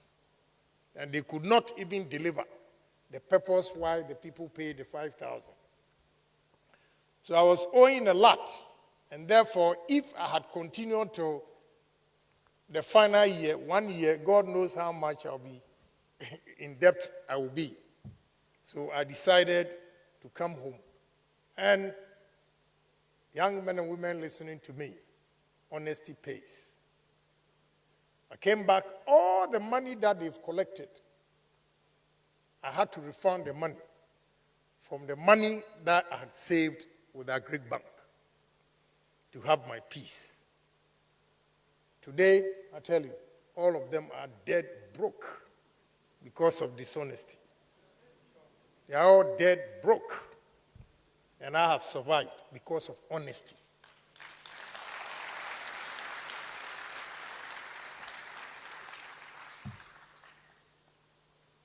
I am interested in the youth because I've realized in this country, politics especially, is dividing this country. Politics is dividing this country. And as a result, I see young men and women coming to me with their applications looking for jobs.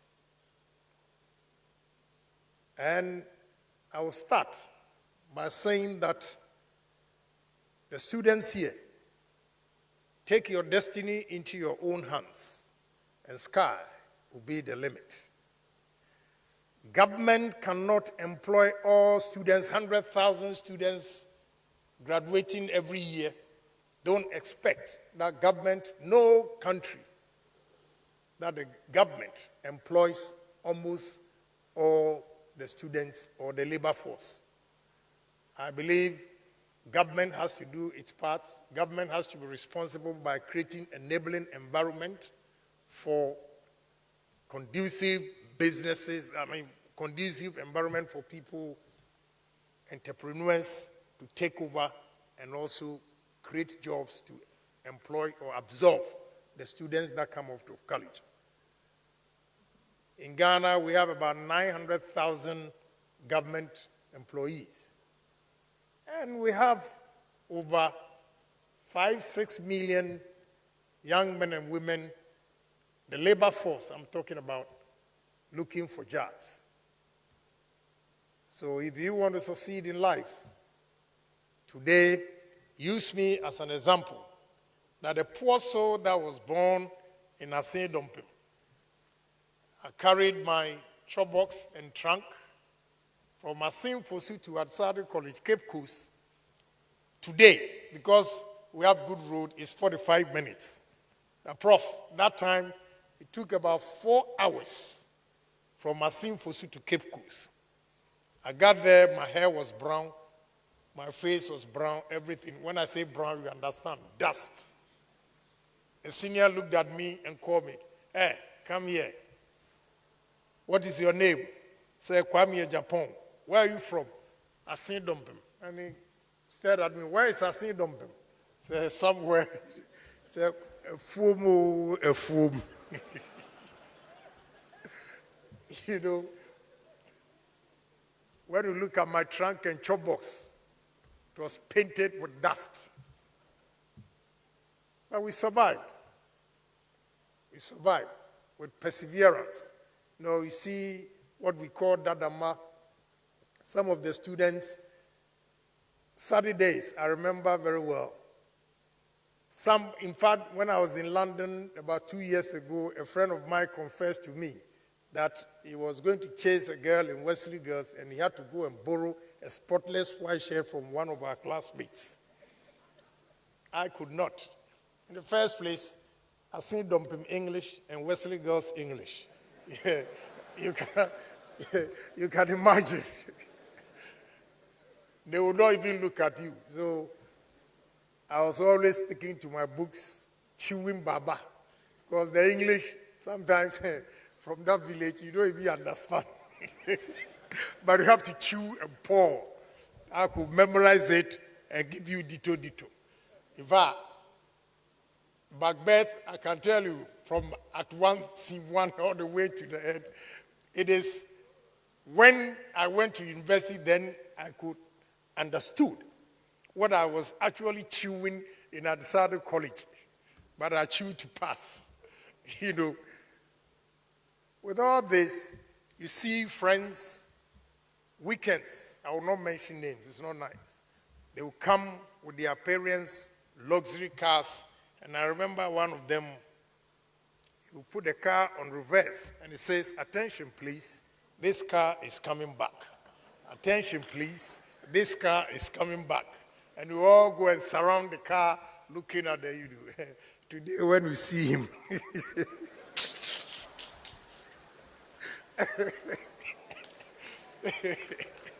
You know, it's hard work, trust me. I'm giving you all these references for you to know that there is hope if you take your destiny into your own hands and work hard. You can't sleep. You can't rely on government for everything. You can't rely on Agyapong for everything. You have to start something. Last week, we were at a funeral, and my good friend, His Excellency, was telling me, "Oh, as for the PK, you were lying." And I had to demonstrate to him. I had it on a plate, a bigger one. We have PK here, Tetra blade here, Nazareth is also a blade, Rob, and chocolate. So I'm going to Mr. Brian's place. I'll show you. Yes, PK chocolate, Tetra Nazareth, yes, Rob. You know, and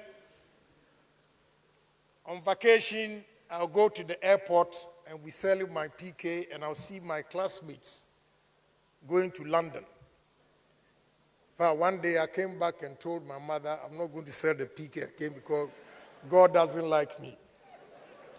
Not knowing God was preparing me for a place better than that.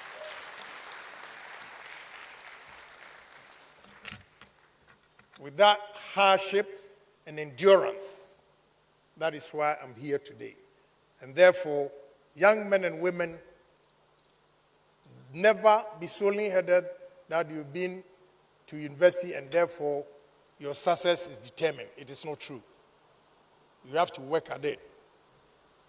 And if you want to succeed in life, first thing in life is honesty. You have to be honest. A lot of people, when they are given opportunity, they try to steal, they try to be this.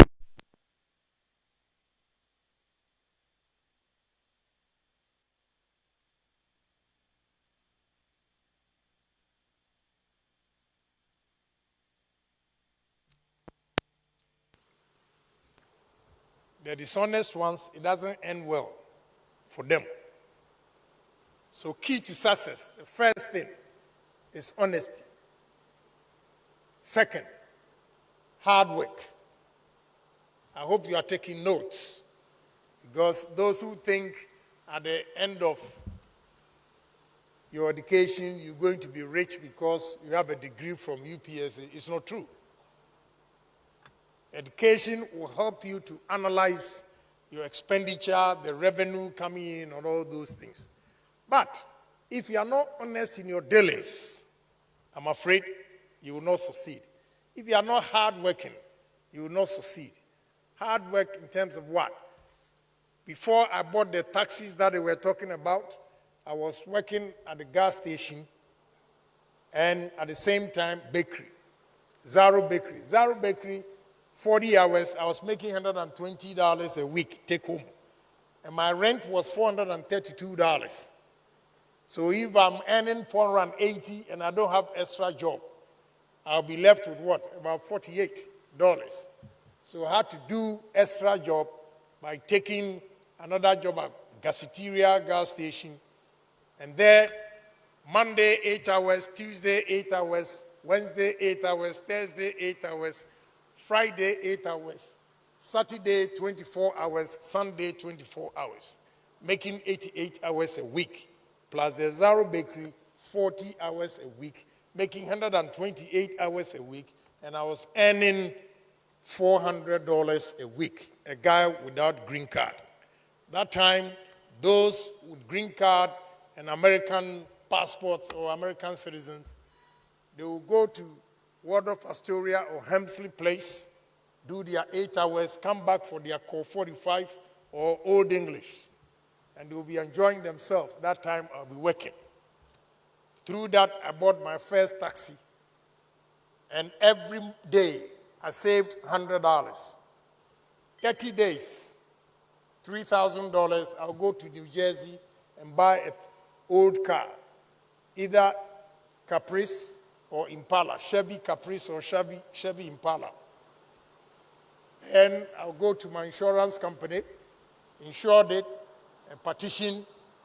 You partition it because if you don't take time, somebody will give you a shot and that's it, you are dead. So I partitioned the taxi with insurance, registration on the road, and they pay $40 a day. No excuse. If my car breaks down, bring it to me, let me take it to the mechanic. If you take it to the mechanic, I'm afraid I'm not going to accept it. I'll take my $40. In 7 months, I had 8 taxis. 8. So I was making $380 a day. Because I make 100, the 7 taxis give me 280.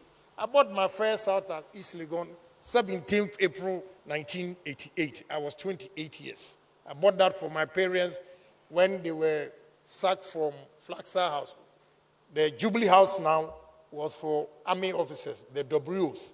That's where my parents were staying. My stepfather couldn't build, so they moved them, pushed their things outside. Fortunately for me, Azuma Nelson came to America with his managers. So I pleaded with them. I gave them the first $16,000. In fact, they looked for the property for my parents to move in. Then I gave the balance. And that time at age 28, at the same time in 1988, I bought my first house in America, 624 Commonwealth Avenue. And the down payment was $69,000 at that time. And the cost of the property was $220,000.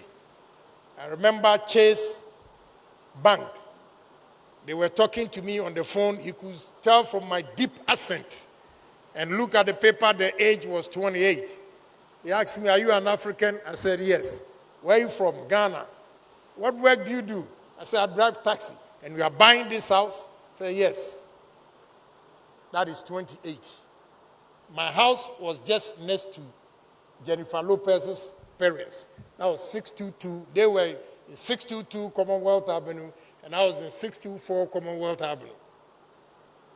It went on and on and on. Here we are today. So that poor boy, they were calling a phone when I raised my hands to answer questions. All the students would turn and look at me because I was the tallest and the oldest.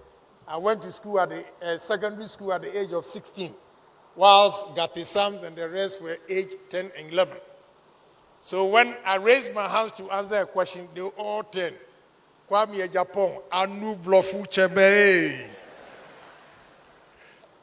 You know, today they are proud of me. My classmates are really proud of me, and I thank them for that. So, Kwame Agyapong, a form, Anu Blofu Chebe. Look at the people here. Just paying attention just to listen to me. Trust me, you can do it and do it better.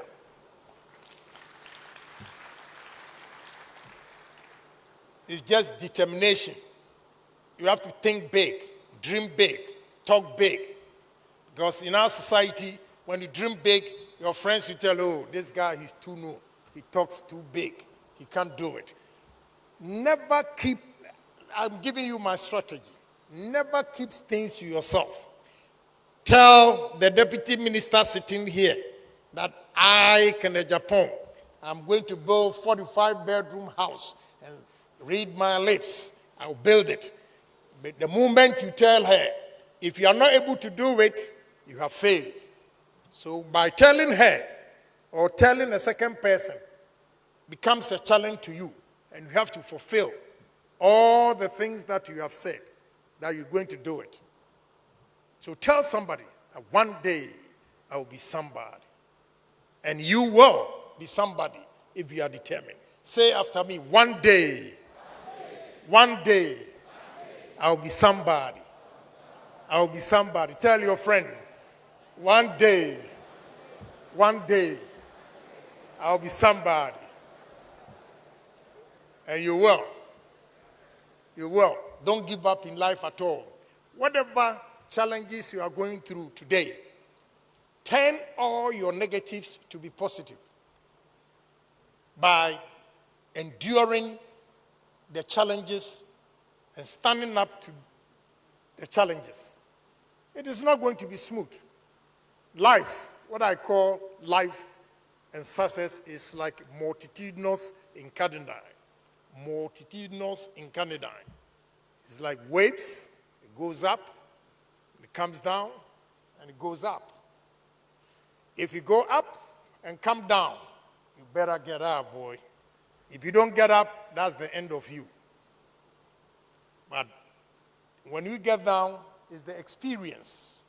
When you get up again, you don't want to come down, because when you were there, the terrible things you went through becomes a lesson to you.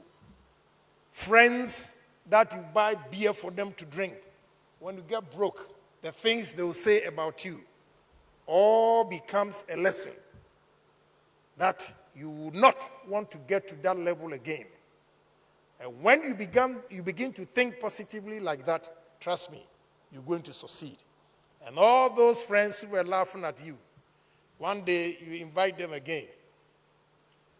But you tell them to their face, I will tell you straight away, you know, whatever you said about me 10 years ago when I was broke, I know, but eat, drink, and go. But you have taught me a lesson. That is why I've succeeded.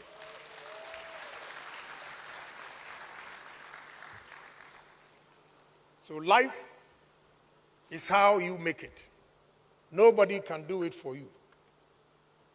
See, I always tell my children that I may die one day, and when I'm dead and gone, because you did not go through the hardships I went through, you might not be able to sustain the wealth I've left behind. So I'm teaching them. I teach them the hard way. You make a mistake, you're out. One strike, you're out. Fortunately for me, I have many children. So, parable of the sower. Some will fall on the wayside, others will germinate. Then you move on. I'm inculcating discipline into them. I don't want them to be solely-headed like those kids who were driving their father's cars. Attention, please, this car is coming back. You know, my son is here. We went to Dubai. He used his own money to buy his second car. I said, good. Whilst my brother came to me and said, oh, this is your Mercedes that you are not using. Why don't you give it to your son? I said, you see, you are older than me, but I have to tell you, you are foolish. You are foolish. That is why all your children have not succeeded. I should give my S-class to my son. When he graduated, honorable, the same school with you, that's where he did his master's. Wills. I bought him a first car. And his second car, he has to work and buy it himself. My brother was telling me, oh, give him your Mercedes S500. I said, me? S500? I was carrying water 6 a.m. in the morning. And he got the first car. I wore shoe at the age of 16. 16, when I was going to secondary school. Even that, I had some severe beatings from my father. Because I didn't know he was going to London that time. And that time, you didn't need a visa. You only need money. And that poor teacher, I don't know, he didn't have money. He went and he was deported. So he brought his hunger back to Kumasi. And we were children of teachers. That time, all my friends, their parents have bought them shoes. So when you go to their house, then they'll go and bring the shoe. This is what my father bought me. That time, my father probably was in London airport being deported. I didn't know. So when he came and I said, I want a shoe, I remember very well. Kumasi Home Stores. That was the first time they opened Kumasi Home Stores. He went there, we couldn't get the shoe. And I said, I won't go home. So they convinced me to go home in a week later. I had severe beatings and they took me to my village. When my auntie saw the clothes I was wearing, he asked me, what's your problem? I can't take this. Straight, he put me in a train, sleeper, from Takoradi to Accra, to my mother. When my mother saw me, she asked, what is wrong with you? I said, I want shoe. And she started crying.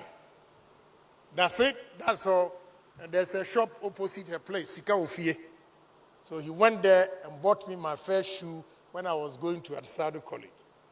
So now you finish university, you have your own car.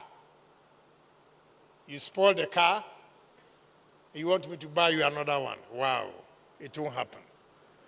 We went to Dubai. He came to me, oh, Daddy, I bought a car. Now he's so chiseled, he doesn't want to spend. You see, he doesn't want to spend his money. First, at ease, oh, Daddy, then they'll be doing this. One day he was arrested by the police. They called me from America. Hey, my father is Agyapong, this and that. They called me. I said, yes, let me talk to the police officer. The police officer explained to me. I said, I'll lock him up. They lock him. My friend had to beg me for 3 hours. I said, no, I just turned off my phone. So I don't know how he got out. See, this is how I train my kids. And now he's doing very well. See, they have organized these beautiful things here. I say thank you to Kenneth and Safo and Oman FM, Ken City Media. You guys have done very well. So youth, in this country, we are rich. We can be successful. But we need to take our destiny into our own hands. Let us challenge ourselves as human beings. And we can do it.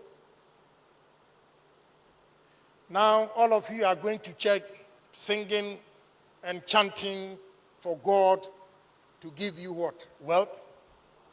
God is listening to everybody in the world. All the people are chanting. Are you the only person chanting? No. He has given us brains. If God wanted us to chant 24 hours, he would have created us just like animals and these birds flying all over the place. They don't plant anything. They go there, they eat, and they go to bed. God has created us as superior human beings.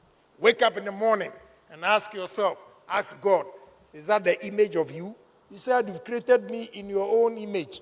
So I want to know, God, if this is the image of you in me, then show me the way also to make it in life.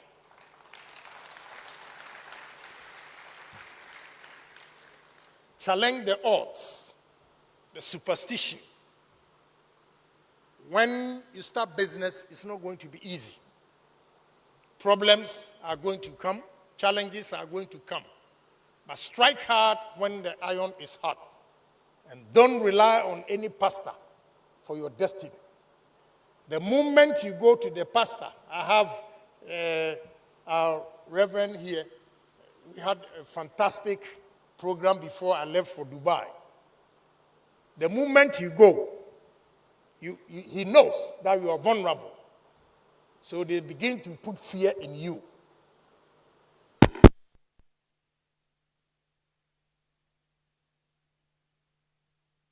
You give it to them. By the time you realize you are broke, and if you doubt me, when you go to the churches, you will go to church 7 days in a week, 365 days in a week. The very day I go to the church, I'll be giving the front pew, because they know Agyapong has come today. Yeah, I went to Methodist Church at Kokomlemle, my mother's church, before she died. I went there, and the priest said, "Oh, and Nadia can Agyapong abedi." And when they were giving their collection or whatever they call, they started from 10,000. So I gave a check, 10,000 cedis. Then it came to 5,000, and one woman gave it. The rest, they couldn't. Then they came to 500, 200. They were clapping. Saw a lot of people coming out with their 2 cedis, and the whole church was quiet. 1 cedi, quiet. 50 pesos, quiet. Okay. Then, chairman of the occasion, I had to talk. And I said, I'm very, very disappointed in Methodist Church. And because of your behavior today, I won't go to Methodist Church again. Because the first time I entered here, you said, "Oh, today can Agyapong abaya ye." Me the fedie and this kind of man and your dog. But I see that old lady coming with 1 cedi with joy in her face. God will bless her more than me. But you didn't say thank you to them. So he said, "Oh, we apologize. Let us clap for those who brought 1 cedi." my mother swore never to invite me again. You know, so my reference is that all of you that go to church 24/7, I go once a year when I'm invited. When I go there, I'll be given the best seat because I've worked hard. And that day, all the 365 days collection you've given to the church, I can give 2 times more than that. And therefore, I'll be giving the best praise. So why can't you be one of those guys who can also go there and give the best offering? You can only do that when you work hard. So please, let's take our destiny into our own hands. There is no witch anywhere. Before ni baby, when you fail in life, then you attribute it to your grandmother. You fail in life, you attribute it to your father. When you were smoking jar, yeah, man. Yeah, today, morning chore, this. Was your grandmother there? Was he there? When you were stealing from your boss and you got fired, was your grandmother there? So please, I don't believe in those things. No witches anywhere. And God, the way I run my mouth, if indeed there's witches that you claim to be, where will I be? No. You just have to take your destiny into your own hands. Challenge yourself. I'm doing what I'm doing today. I went to 37 Military Hospital and I said, I'm going to build ultra-modern cardiothoracic center for Ghana. I was yearning to do this because we have to prove to Ghanaians and ourselves that we can make it without a white man. Let's challenge ourselves that we can do it. I went there, the architect brought a design and he said 45 bedroom. How much? $2 million. I started laughing. Said, that's all. Kolebu, what is the size of the cardiothoracic center there? He said 30 beds. Say double it. Or give me 2.5 size of that. So today I cut a sword for 80 beds. I've given them a deposit. And I have 1 year to pay $3 million to finish the project with the equipment. And trust me, I'm going to do it, and I'll do it. Doctors, they crack their brains, work steady, and they don't pay them well. They wanted just $11,000 to go for training for 6 months to come and man this facility. And they don't have 11,000. For 1 year, 7 doctors can afford $11,000 each. Our calculators, 11,000 times 7 is 77. I said, I'll give you 100,000. Put the rest for allowance. I got this inspiration from a family. When my father was sick and admitted at St. Barnabas Hospital in New Jersey, whilst he was in the room, I was reading what is on the board, and the story goes like a couple, husband and wife, built the whole hospital. Although they've expanded it, they built the whole hospital for even me, or I, the African, has benefited from there. So why can't I do same for my country? I'm doing this for my country. No politics. NDC, MPP, CPP, we are all bogus. We are all bogus.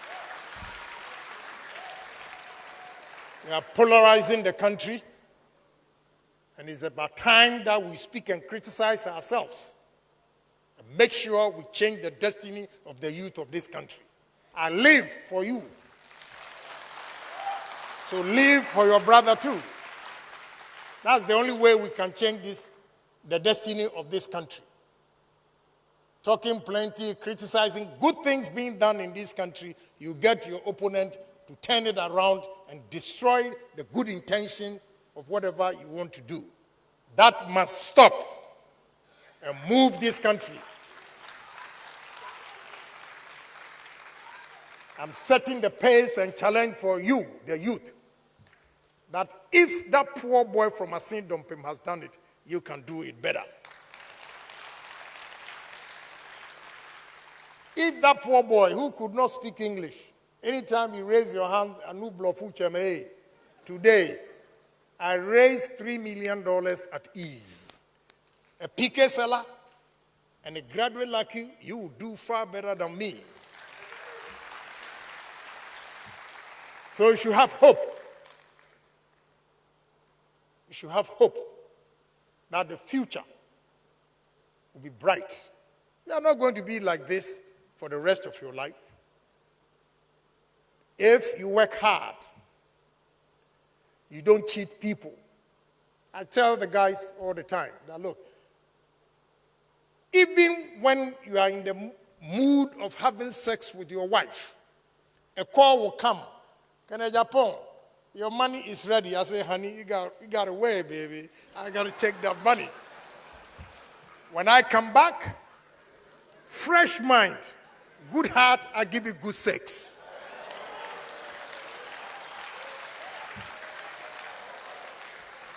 So you have to marry your job. That is what I mean. Marry your job. And your wife and family will be happy. And some of you will tell you, oh, okay, my wife and the family are home. I have to go home. When there's money to be made, Jimmy. Just pick a phone. Honey, you know what? I got some deal on the table here. Let me finish before. I'm going to be late for an hour or two. Finish the deal. You go home. Money is on the table. When I catch you, say, oh, don't go. When money is on the table, I've seen a nice lady who had come to complain to me that she is getting divorced. Why? Said, the husband cannot take care of the family. I say, wow, sky moja ampao.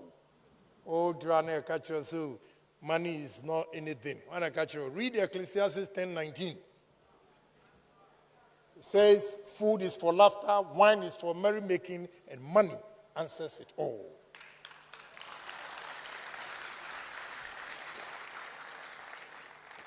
When you do that, you work hard, you make the money, you go to church on Sunday, you also give some to God. Don't get me wrong. I'm not against worshiping. No. Any man who says there's no God, to me, you are a fool. If you want to know God, just sleep. When you are tired and you sleep, ask yourself, when you were asleep, where were you? That body that is talking to everybody here, I go to bed and I'm nobody. That alone tells me there's a superior being. The superior being that I don't know is God, whatever you call it. So I believe in God. But I don't want to be over-reliant on God for everything. That is the problem I have in this country.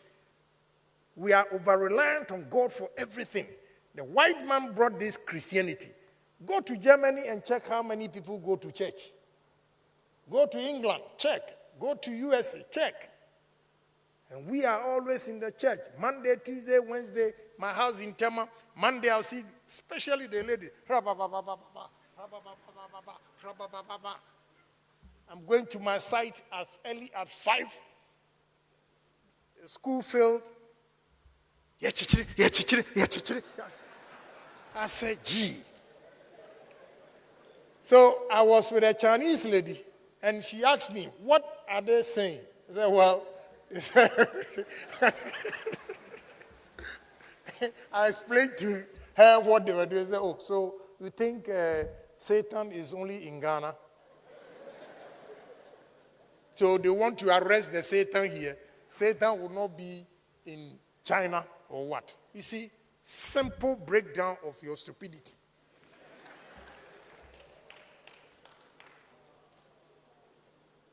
The day God rested, he said he created this world with 6 days and the 7th day he rested. Yes.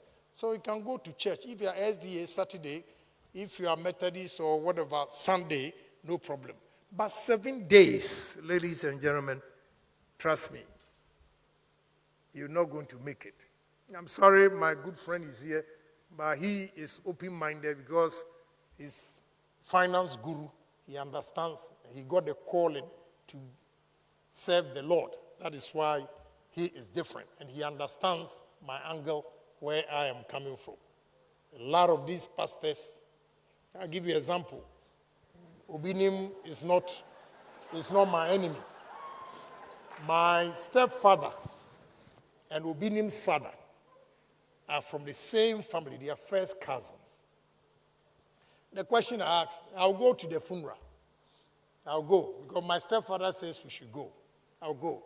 But the question is, why is it that if Obinim has powers, his father was dying and he couldn't heal him, but when you are sick, he says he can heal you? You are stupid. Very, very stupid. If charity begins at home, if he has that powers to heal you, let him heal his father first. As simple as that.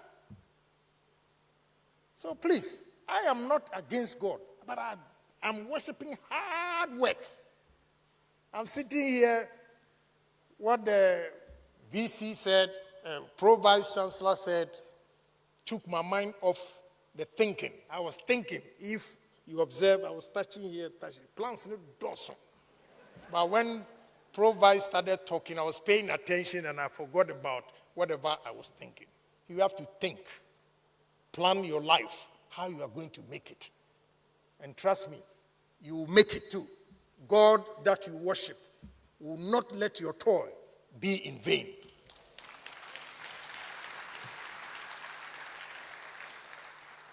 You will make it. So as a country, I am interested in the youth because you are the future of this country. My uncle, who was a village king, meaning in terms of education, he attended just commercial school and working at Ghana Commercial Bank. We visited his house. He was heavily drunk. His wife was so beautiful, very nice. But he sacked us from his house. He did not see the future in us. I took 3 of his kids to America. Akwana na nintuma mubono. Akwana opamno se nintuma mubono. I took 3 of his kids to America. That is why I have faith in the youth. That time I was young. He did not think through it. He could not foresee that one day this young man can be somebody. That is why I'm interested in the youth, sharing my experience with you. That you can make it in life. You just have to be determined. Work hard. You have to be sincere in your dealings with your superiors. They'll call you names. They discourage you. Just be a fool for a while, and you will be a leader of the wise men. Be a fool for a while in any institution that you are. Eventually, you'll be rewarded by your hard work and your foolishness as they perceive you to be. And you, the fool, will rule the wise people because of their dishonesty. So please, it is not by magic that you are here listening to me. I'm sharing my experience with you to encourage you that there is light. Honorable, is it under the tunnel or it should be straight? We all have future. We should know how to manage our life to bring out the gift that God has given us, the talent that God has given us. If you sit at one place and rely on God to do everything for you, you will fail. I use the Bible again, the last one, and I'm done. The parable of the talent. The significance of that parable of the talent is that God helped those who help themselves. One day I was listening to a debate between Kwesi Pratt and Kwaku Bakun, and Kwaku Bakun said, in the Bible, it says, God helped those who help themselves. And Kwesi Pratt said, there is nowhere in the Bible that says God helped those who help themselves. I said, Kwesi Pratt, he doesn't know the Bible. He has a literal meaning. If you're a theologian and you read and know the significance of that parable, it says the rich man was traveling and he gave his 3 servants money. When he came back and asked the first one, so I was afraid. So I hid it. He said, give it to me. The second one, he asked him, what did you do? Oh, I got this profit. Hold on. The third one, yes, what did you do? I doubled the money you gave me. The Bible says the one who was afraid of his boss or master, he took the money and shared it. The word is proportionately, not equally. He shared it among the 2 proportionately. And when the child will say, and expect manna to come from heaven. So you have to work 24/7 and turn your life around. And when God sees that seriousness in you, he will uplift you, and you will be the shine and the glory of God to the rest of the people as you are celebrating me today. Ladies and gentlemen, the youth of this country, let's take our destiny into our own hands. Don't rely on government for everything. Don't rely on your parents for everything, because now you are matured. Go out there. Any job that will sustain you, put your education aside. Take it. Work. And because you are educated, you'll be able to analyze your situation better than those of our parents who could not get the opportunity to go to school. That is the essence of education. It is important. But if you say that, oh, I'm a graduate, there's no job. Why should I take this job? I'm not going to do it. You chew your certificate. Yeah, but when you start small, you will get there. If you are lucky also to get employed, what you have to do is prove yourself to your bosses. Let them know. What you don't know, feel free to ask how it is done. I can tell you a story, you won't believe it. A whole human being did that. I gave a scholarship to 3 kids in my constituency. And I wanted to give them exposure. The guy was in my office as a secretary, trying to help me, call it secretary. One day, I drank coffee and there were stains in my cup. I asked the guy to go and clean the cup. I don't know what happened to me. I entered the bathroom and he was using the toilet brush. I swear to God, cleaning my cup. That is how dumb he was. But I forgave him because of where I picked him. I said, I'm going to change this guy. I'm going to change this guy. I sat him down, explained to him, this is for toilet. This is for the cup. Today, he's a graduate working. He calls me from time to time, oh, Honorable, my friend Mechi. I'm saying, how are you doing? What did you learn from me? So I've learned a lot. Yes. That time, if I had been mad and said I'd get out from my office, I would have done a disservice to that young man because he was innocently ignorant. Not that deliberately he used the toilet brush to clean my cup. So this is how bad some of us from the rural areas, we encounter challenges. We are not exposed to a lot of things. So you getting the opportunity to come to university, trust me, you can do better than Agyapong.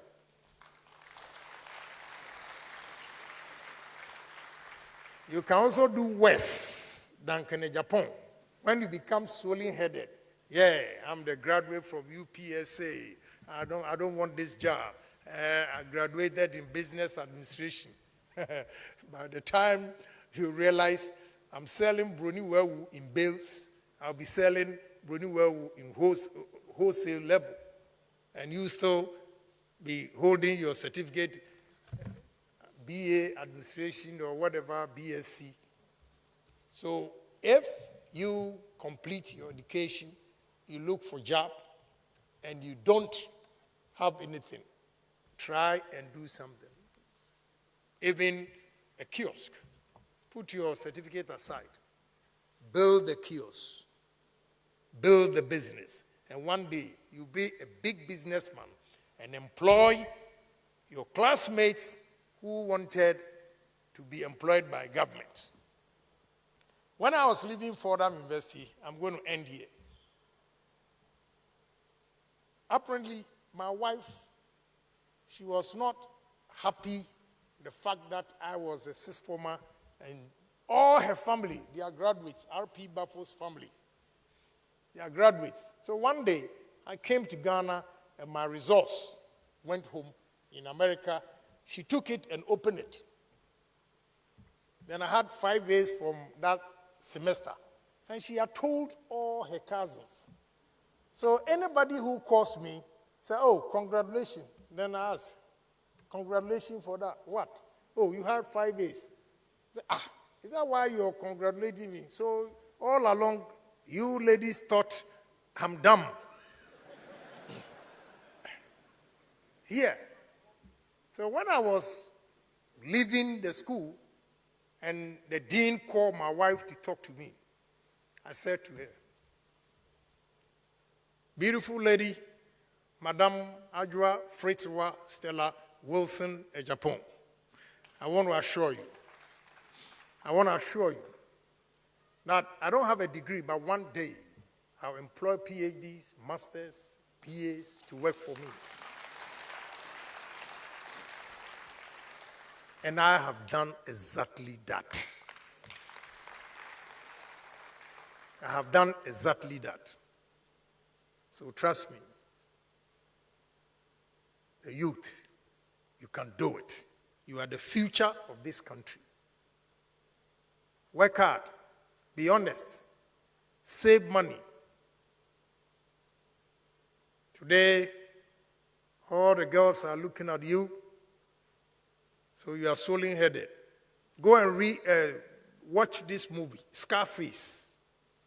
There were 2 friends, political refugees in Cuba. When they went to America, one was so handsome, wherever he goes, chasing the girls. And he told him, a friend told him, that's Al Pacino. He said, we are political refugees from Cuba. You first have to make the money. When you have the money, you have the power. When you have the power, you have the women. And all those who are borrowing shares to go to Wesley Girls, the girls don't even want to see them. On my phone, I don't talk. Ladies, I don't know. I call her, we met you, when she and baby are rats. Or rapomi. So the time that we are going to spend on women, the time that we are going to spend on men, concentrate on your education. A time will come that the prettiest woman will bring her application. A time will come, the richest man will come to you because you have sacrificed your time, a better use of your time in college. And your reward will not be in vain. But if you spend all your time chasing girls, women, men, young men, trust me, you waste your time. The Bible says, seek ye first the kingdom of heaven, and all things shall be added unto thee. On earth, seek ye first capital, and the rest shall follow.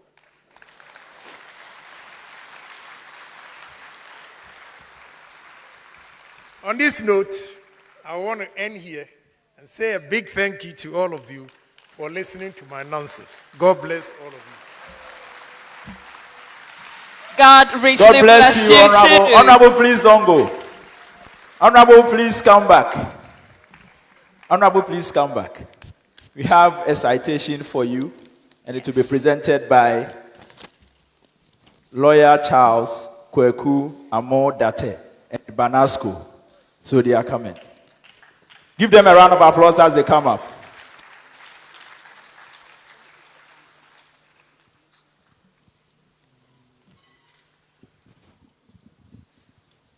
Thank you very much. Please, you can sit. This citation is from members of the Strong Voices Network. I'll use this opportunity to invite all the members upstage. Please, all the members, I guess you are all here, come upstage. Honorable, we are most privileged to be associated with you.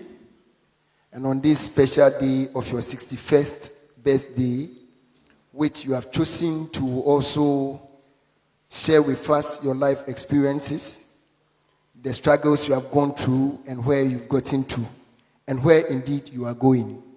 We thought it was that this is the best opportunity for us to show a sort of appreciation to you, your platform that you gave us, where it has taken us to in the political dispensation, and our ability to show off what we are made of as a result of the experiences that you share with us.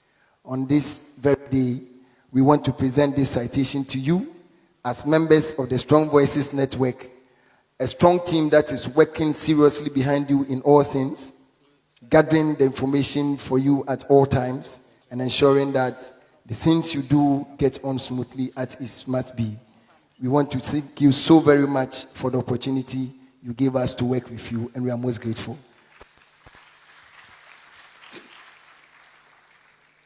Honorable, you are a good person. You are a great man. You are a wonderful man and a great leader.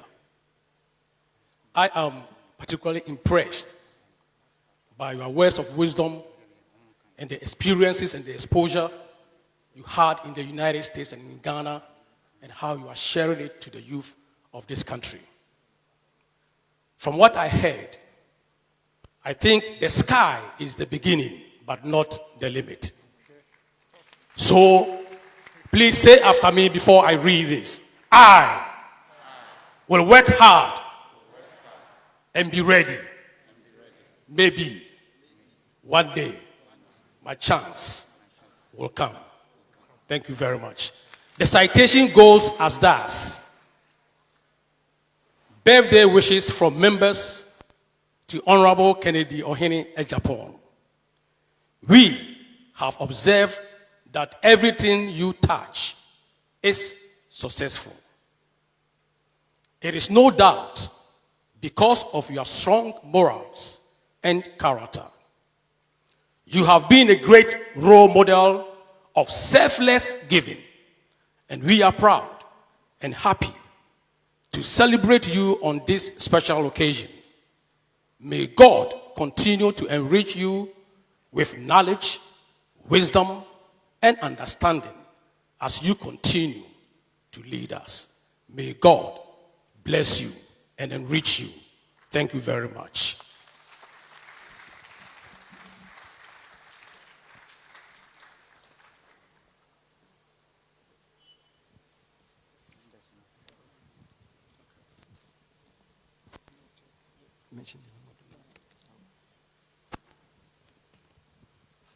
Thank you. Thank you very much. This is the first time I'm seeing the Strong Voice Network. You are behind the scenes. Now you have exposed yourself. So now we know those behind the Strong Voice Network. We're bad. Thank you very much for honoring me on my birthday. I always say I'm privileged to be alive, to see friends, my workers, admire me and celebrate me. Thank you very much. I'm proud to see my young parliamentarians here, that when they were in school, I was with them. I've always been with the youth. And now, I want the 3 MPs to get up. The youth. The youth. You can be like them too, and better. He was in Kivas when I first picked him up. He became the TESCOM president, UCC. And here you see him today, a member of parliament for Praeso. You have Doma, and you have Yendi, all my young men coming to celebrate with me. I asked them to get up just to inspire you that you also have a future and you can make it. They did not sleep. They worked hard to become an MP with sitting MPs, especially in Koko. And Doma is not a joke. But we were able to beat them. So trust me. I have Honorable Brian here, the secret negotiator and the supporter of, godfather of OPK. We thank you. I thank my good friend, my minister. I promised you that you'll be a minister. Here you are. I want to know from Osofu if I can be a prophet too. So thank you very much, Madam Asipa. Thank you. Honorable, please, we would love you to sit here, have a seat here. We have the question and answers time. So if you have a question you want to ask, you can do that. But for now, let's invite the Vice Chancellor to join Honorable upstage. Professor Charles Bano.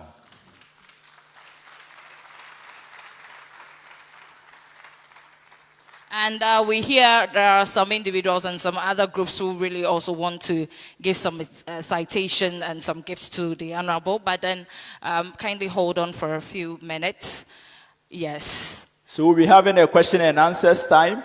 So if you have a question, you can raise up your hand and we will be called. First, Honorable Charles Yawamufabuache. Thank you very much. I've warned you not to be using the Charles, please. Once again, happy birthday to you, though belated. I have two simple questions. What's your take on the session of the Ghanaian youth who are saying, fix the country? My second question, Defense and Interior Committee, recent happenings, killings, are we safe? These are my two questions.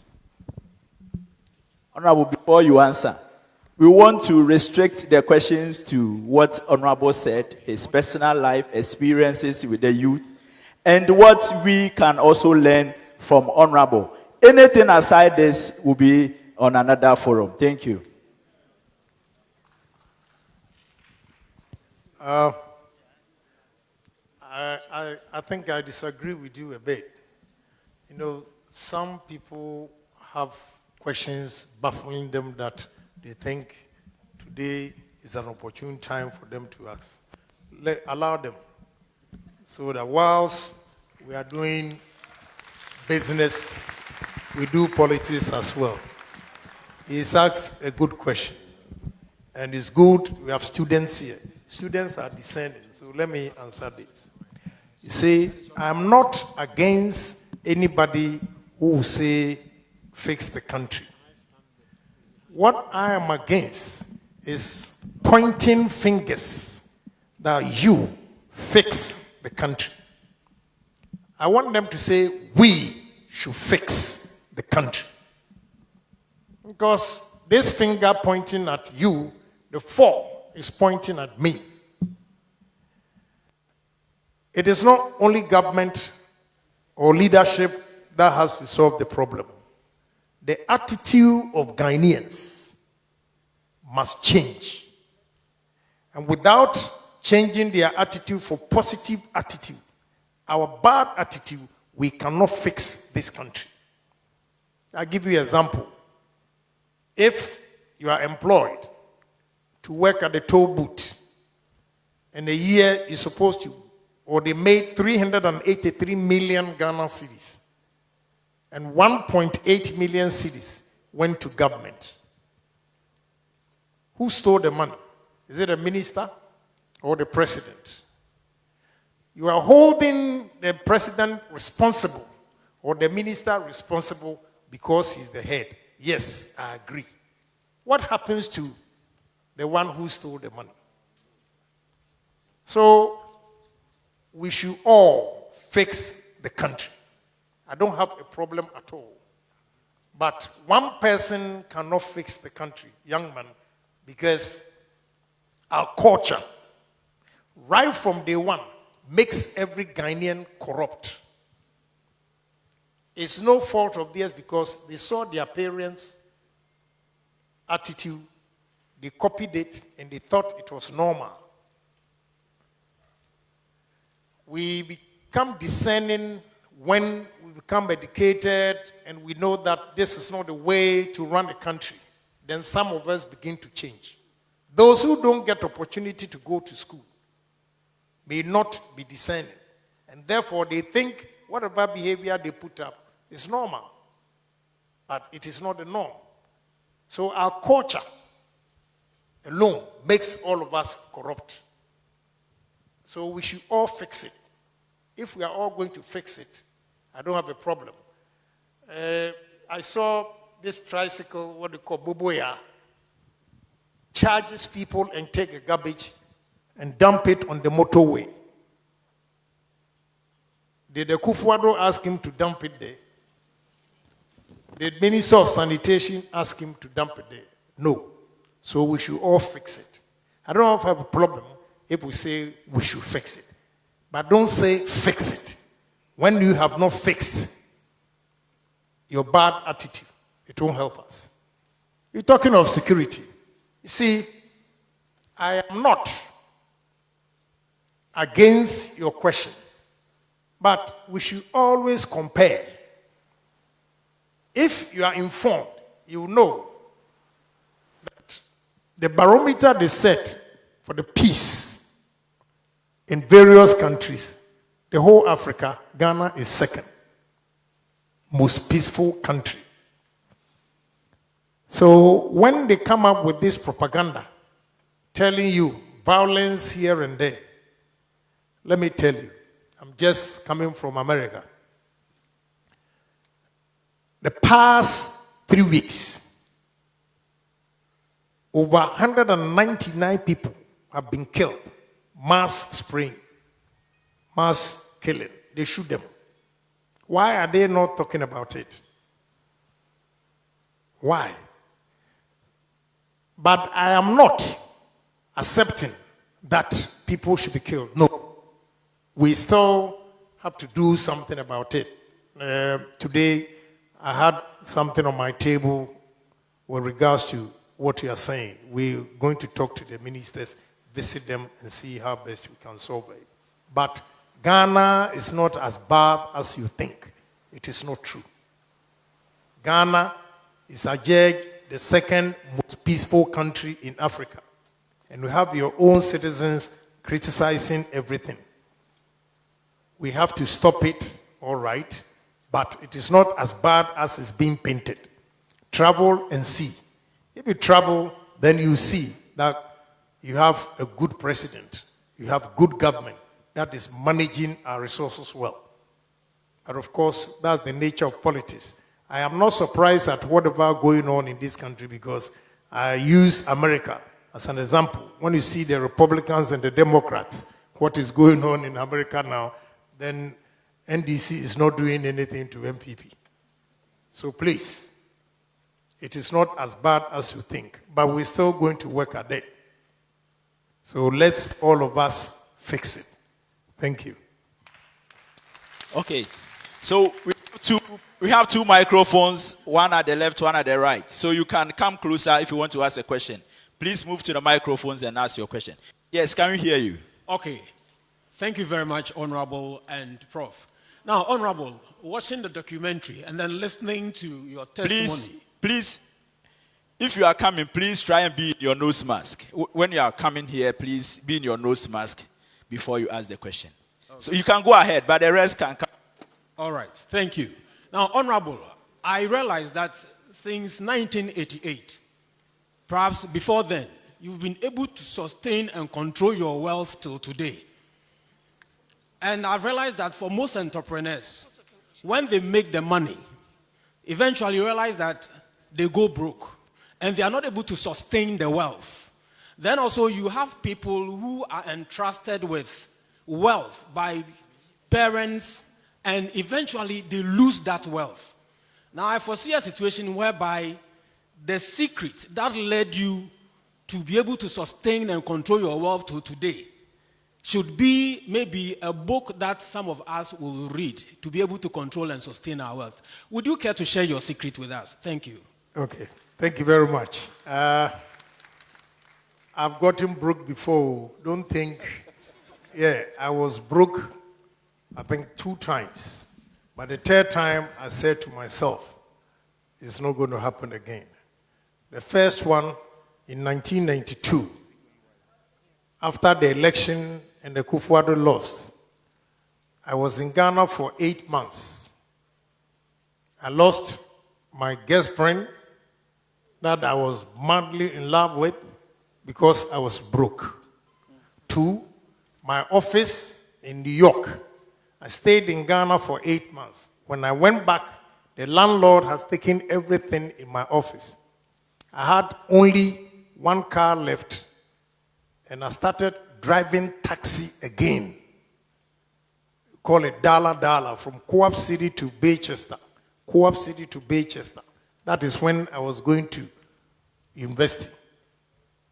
When I had this money here, I didn't want to touch it, so I was using my car, Lincoln town car, for taxi. Then the second one, I lost a lot of money here. I had to sell 6 out of my 9 houses to start life again. That is when I said, it's not going to happen. I got broke through family, not friends, family. Got me broke. But I rose to the occasion. Fortunately, at age 32, I had 11 houses in Ghana. Why? Because we did the amnesty program introduced by Reagan. I was not a lawyer, just a sixth foreman. So whatever money I made that time, quick, I'll come to Ghana and buy a house, then I go back. The lawyers, I don't want to say anything. When we finished the program, I had 11 houses. Some of them married some beautiful ladies, and now when I see them, they are old. You know?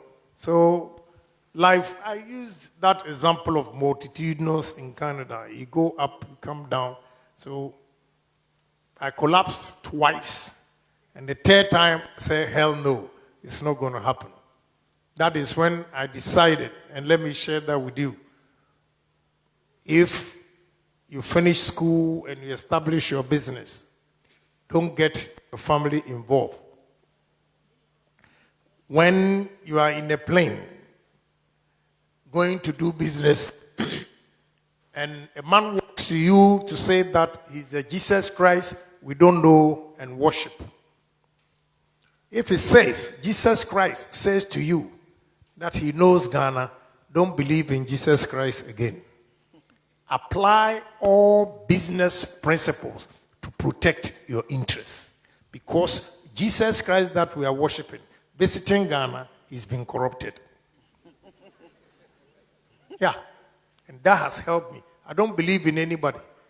I believe in myself. That is why I survived the third time. I didn't make it happen again. No friends, no relative friends. You pick and choose. Those who share the same vision with you, deal with them. So don't think I have not gone through hardships before. I have. But I had to survive. That is where you learn your lessons. Then you correct them. And you become a better person, a better businessman. So it's necessary to fall. So that when you rise, you will not make that mistakes again. Don't think life is going to be smooth, straight like that for you. You'll be a fool. Because you'll be so swollen-headed, you think you've made it in life, and then no. You fall, wake up, fall, wake up, the third time say, it's not going to happen. Protect every pace. And why some businesses collapse is because they are dishonest. First thing that will collapse your business is dishonesty. Let me tell you, I was in Dubai for my birthday. 3 parties thrown for me were all paid by friends. I can afford it, but friends paid it because they trust me. I've never been to Jerusalem, but a tree has been planted in my name. I have the pictures I brought. Why? I will not mention names, but Honorable, when they showed me the pictures, I was so shocked. 2 MPs, former MPs, wanted to dupe some Israelis $37 million sugar, and I stopped it. They have a company called GNPA Limited. Our honorable members, do we have Ghana National Procurement Agency Limited in this country? And check the website. You know the MPs that I'm talking about. They are MPP MPs going to dupe the Jews. But I said, we don't have anything. Please be careful. And truly, they checked. They realized they were being duped, and they stopped the transaction. Now, because of my honesty, I've not been to Jerusalem, but he has planted a tree in my name. So maybe he said he'll bring his jet to come and pick that a foam boy to Israel, just to go and see the tree that he has planted in my name. So honesty, they give you contract or transaction, somebody wants to deal with you, then you dupe him. You think he will come again? No. Then a lot of them, those days in the 80s and the 90s, some men and young women were making money. And they were driving expensive cars, competing among themselves. They want to keep up with the Joneses. Please, be in your small lane and build your capital. Don't keep up with the Joneses. You know what you want in life. A day will come that you can afford anything, and those who were riding in expensive cars that time, they can't afford anything because the money that they should have invested into their business, they use them to buy expensive cars. So there are a lot of reasons why some people don't do well. Because they don't marry their job. Marry your job. Thank you. Thank you, Honorable. So we'll be taking 4 questions at a time, 2 from here, 2 from here. So Honorable will give you a sheet of paper, then you note them down, then you can answer them. So let's come back to this place. We'll take 2 from here and we'll go and take 2 from the other side. Yeah, good evening. Yeah, my name is Farouk. Yeah, I'm honored. I'm so happy with you sharing your life experience with us. Mine concern about the thoracic center, the cardiothoracic center you are building at 37. I have a hole in heart son. Thankfully, I've been helped, and he has only last week he has been operated on.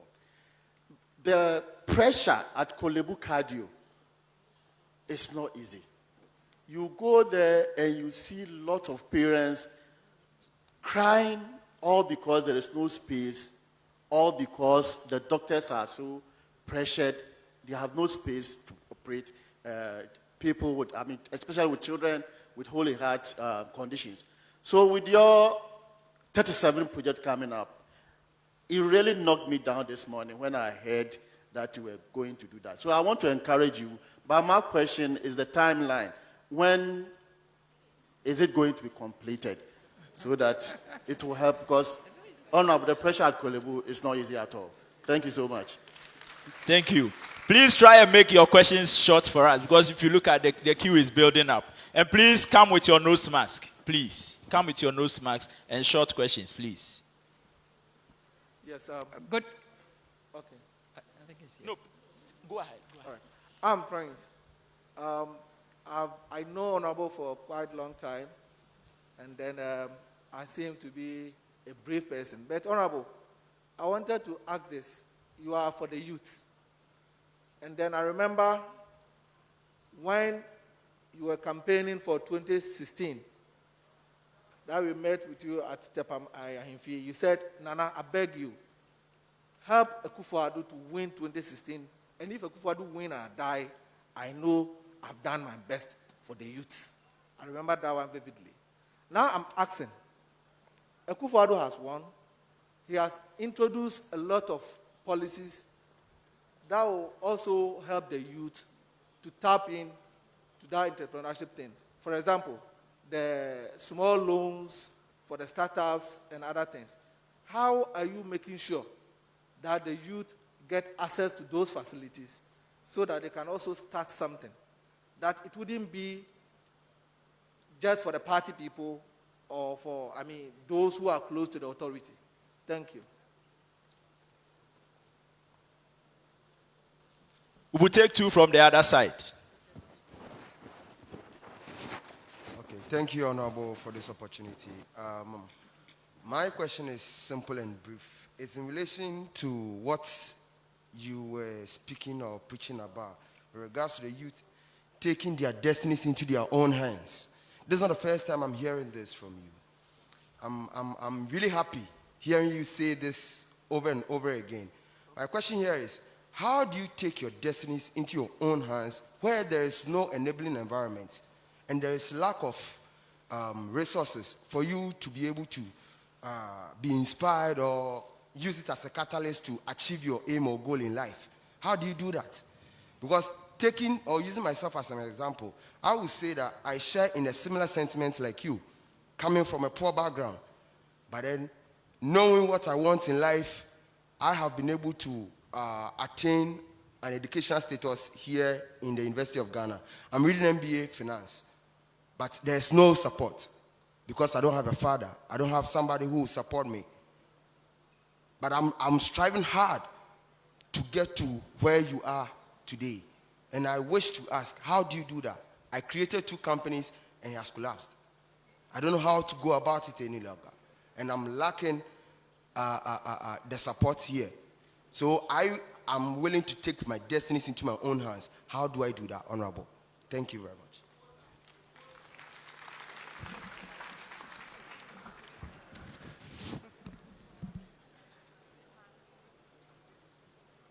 Good evening, Honorable Anubrafuche. Please, I would like to speak to you.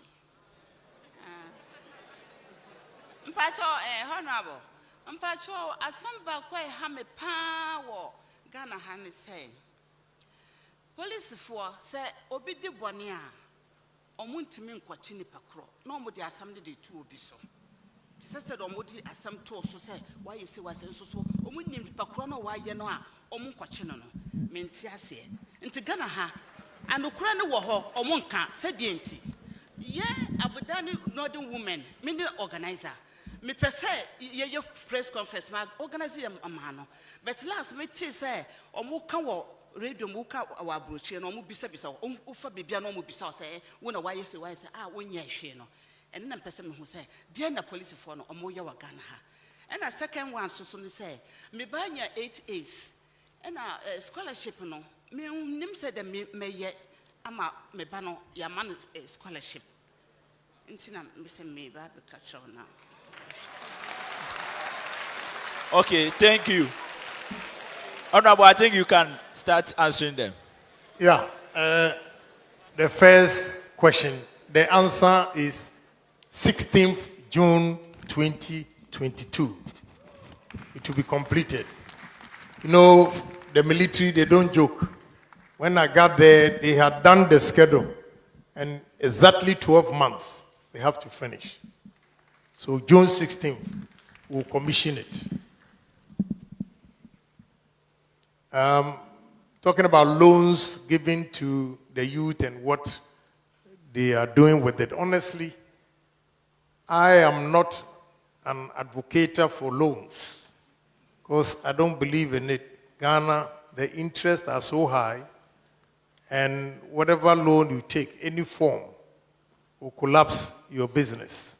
That is why I've not been following. But with the youth enterprise, whatever is being given to them, honestly speaking, I have not followed to check what they are doing. But I can give advice on it. The advice to those going for the loan is that you should always have it at the back of your mind that the money is not for you. It's for government and it's for Ghanaians. And therefore, whatever you do, you should make it a point to pay back. But in Ghana here, all these loans given by government, they don't pay. They think, Abandia, Medi and Medi. Then the politicians, we are the problem when it comes to loans given by government. When MPP gives loans to Mr. A, Mr. B, in election, NDC will come and say, oh, don't pay. When we come, we will not let you pay. And they will vote for a new government to come in so that they don't pay. You are harming not me, but the country. So we have to educate the people to take Ghana as their own country. They have nowhere to go. Work with the loan and repay it for others also to get it. That is the essence of the loans that government are giving. But most of them, they take the loans and boom, they spend it. They don't even work with it. So it's been difficult. The gentleman talking about, you have MBA. My brother, you know, if you have MBA, it means you have first degree. If you want to succeed in life, my opinion and experience is that you should not have stopped whatever job you were doing if you were working. You have to take evening classes so that you keep your job. If you stop working to go and have your master's, with these limited job opportunities, it will be a mistake. I told you, maybe I didn't say that, I have to let you know. I was driving taxi and still going to university at the same time. Although I had money in Ghana, I didn't want to touch it, so I was still driving taxi. I could have asked them to bring me money from Ghana, but why did I decide to go and drive taxi again? So you cannot rely on government for everything thinking you have to make it. Even if you're a full student here, you come. I'll give you a job, a part-time job, and see, I'll test you and see if you really want to take your destiny into your own hands. But the first thing is, you don't have to stop working to go and do your master's in this country. It doesn't help because the job opportunities are limited.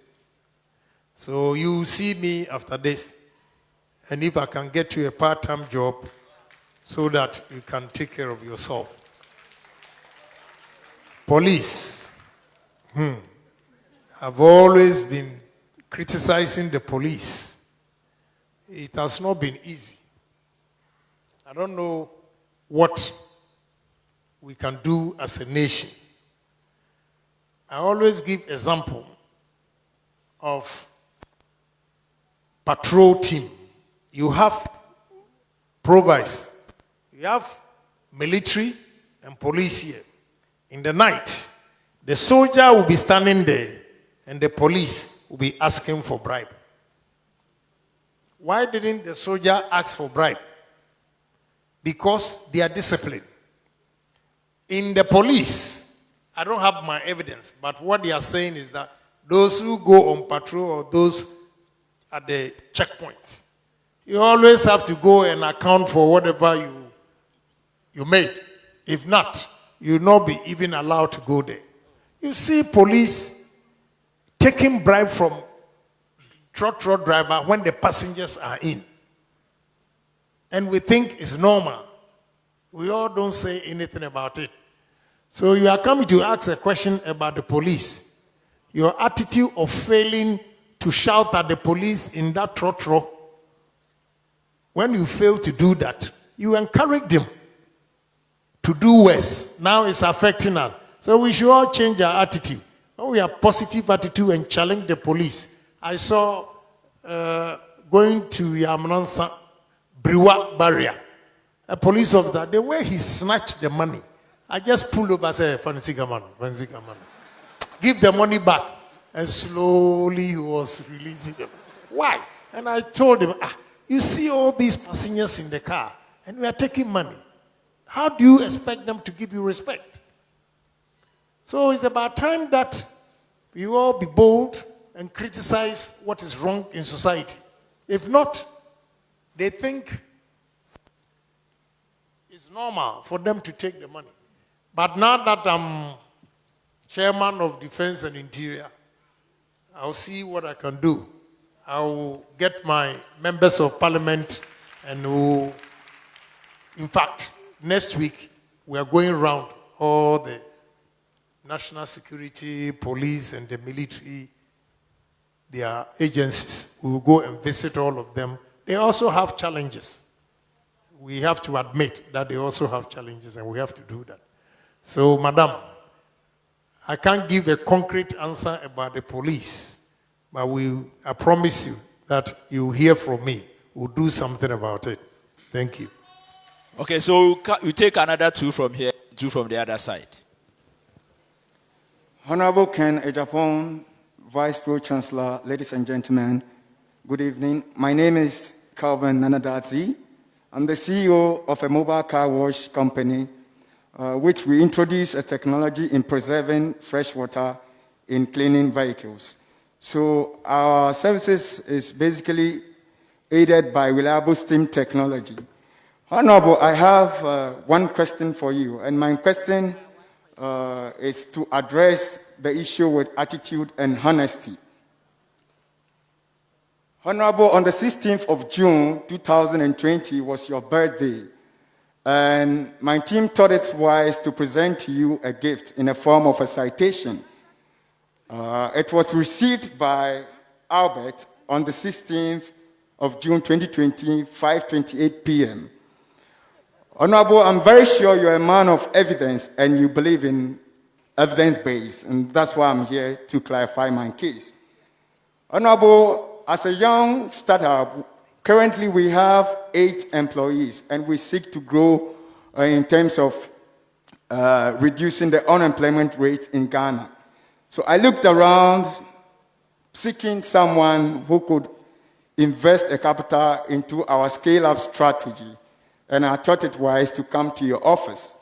So on that very day also, we submitted a proposal which was also received by Albert in your office.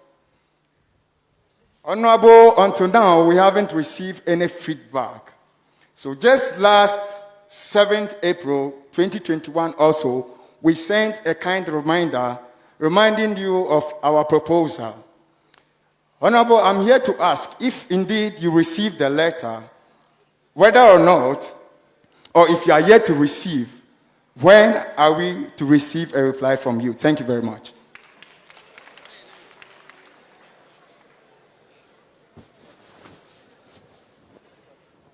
Please, Honorable, my second question you didn't answer for me.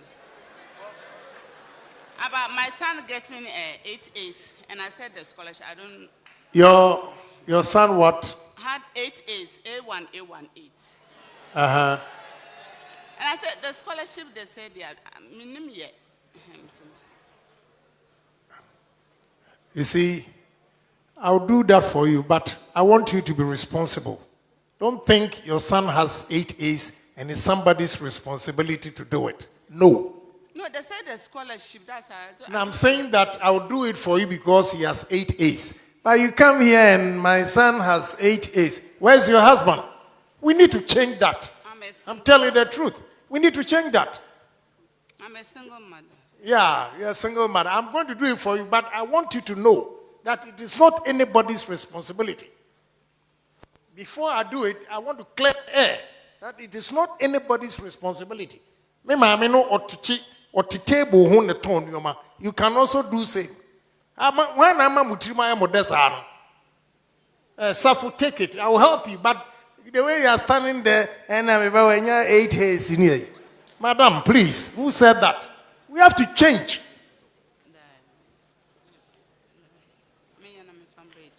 Yeah, take it for me. I'll do it for her.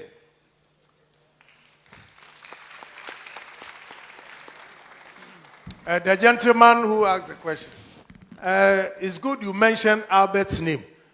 You should have directed the question to Albert, that Albert, I've submitted my application or whatever to you. Have you given it to Honorable? I haven't seen anything. He is sitting there. I don't know anything about what you are saying. So ask Mr. Albert that, have you received it? Did you bring it to me? What did I say?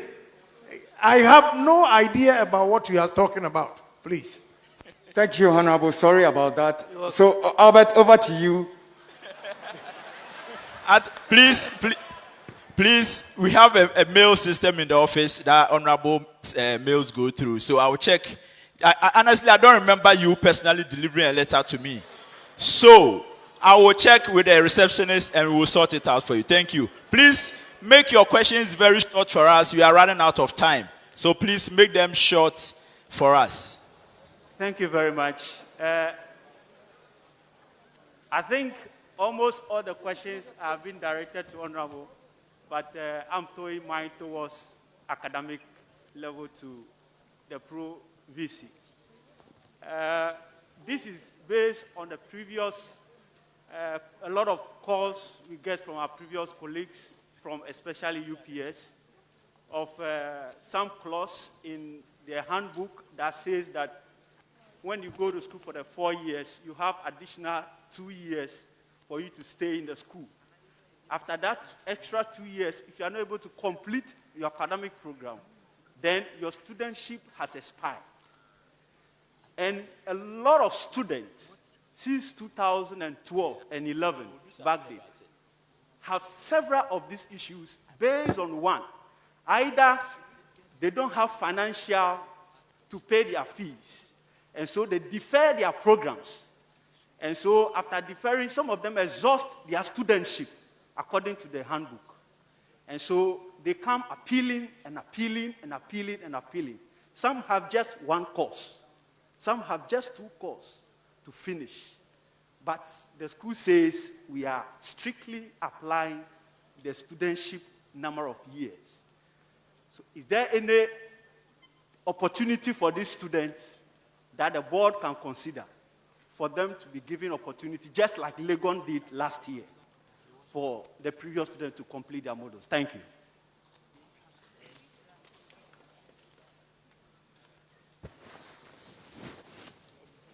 Thank you very much for my question is very simple.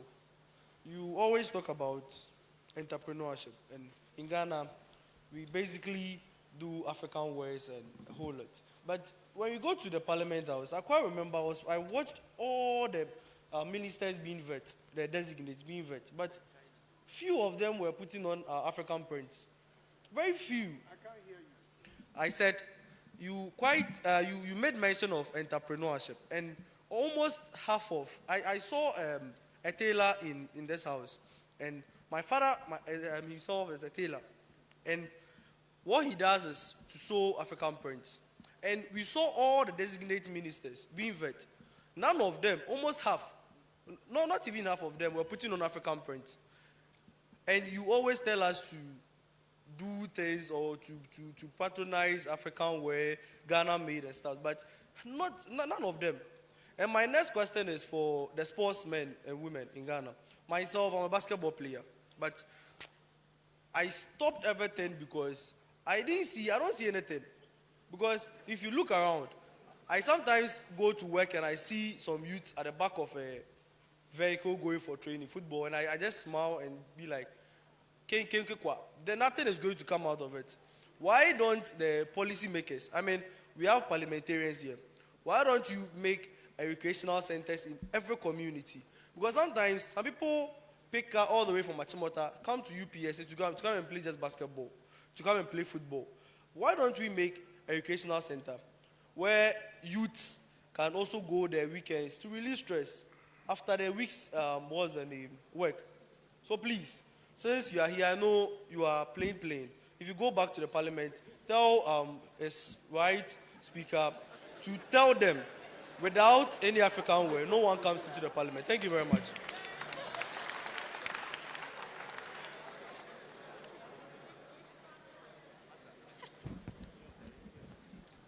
Thank you, Honorable. Thank you, Pro Vice Chancellor. My name is Afre Whitefield. I'm a final year law student at Wisconsin International University College. I would quickly want to ask Honorable his take concerning entry into the Ghana School of Law. That is the General Legal Council. Because statistics shows that out of over 30 million Ghanaians, as at May 2021, only 3,213 lawyers are in Ghana, making it inadequate for legal representation. Legal education being expensive, talk less of books, transportation, accommodation, and some of us from the rural area. What's your take? Making us not to have the opportunity at the end of the day, entering the Ghana School of Law, in case your parents or you don't have anybody to help you, You cannot travel to the Gambia, Sierra Leone to read it. Thank you very much.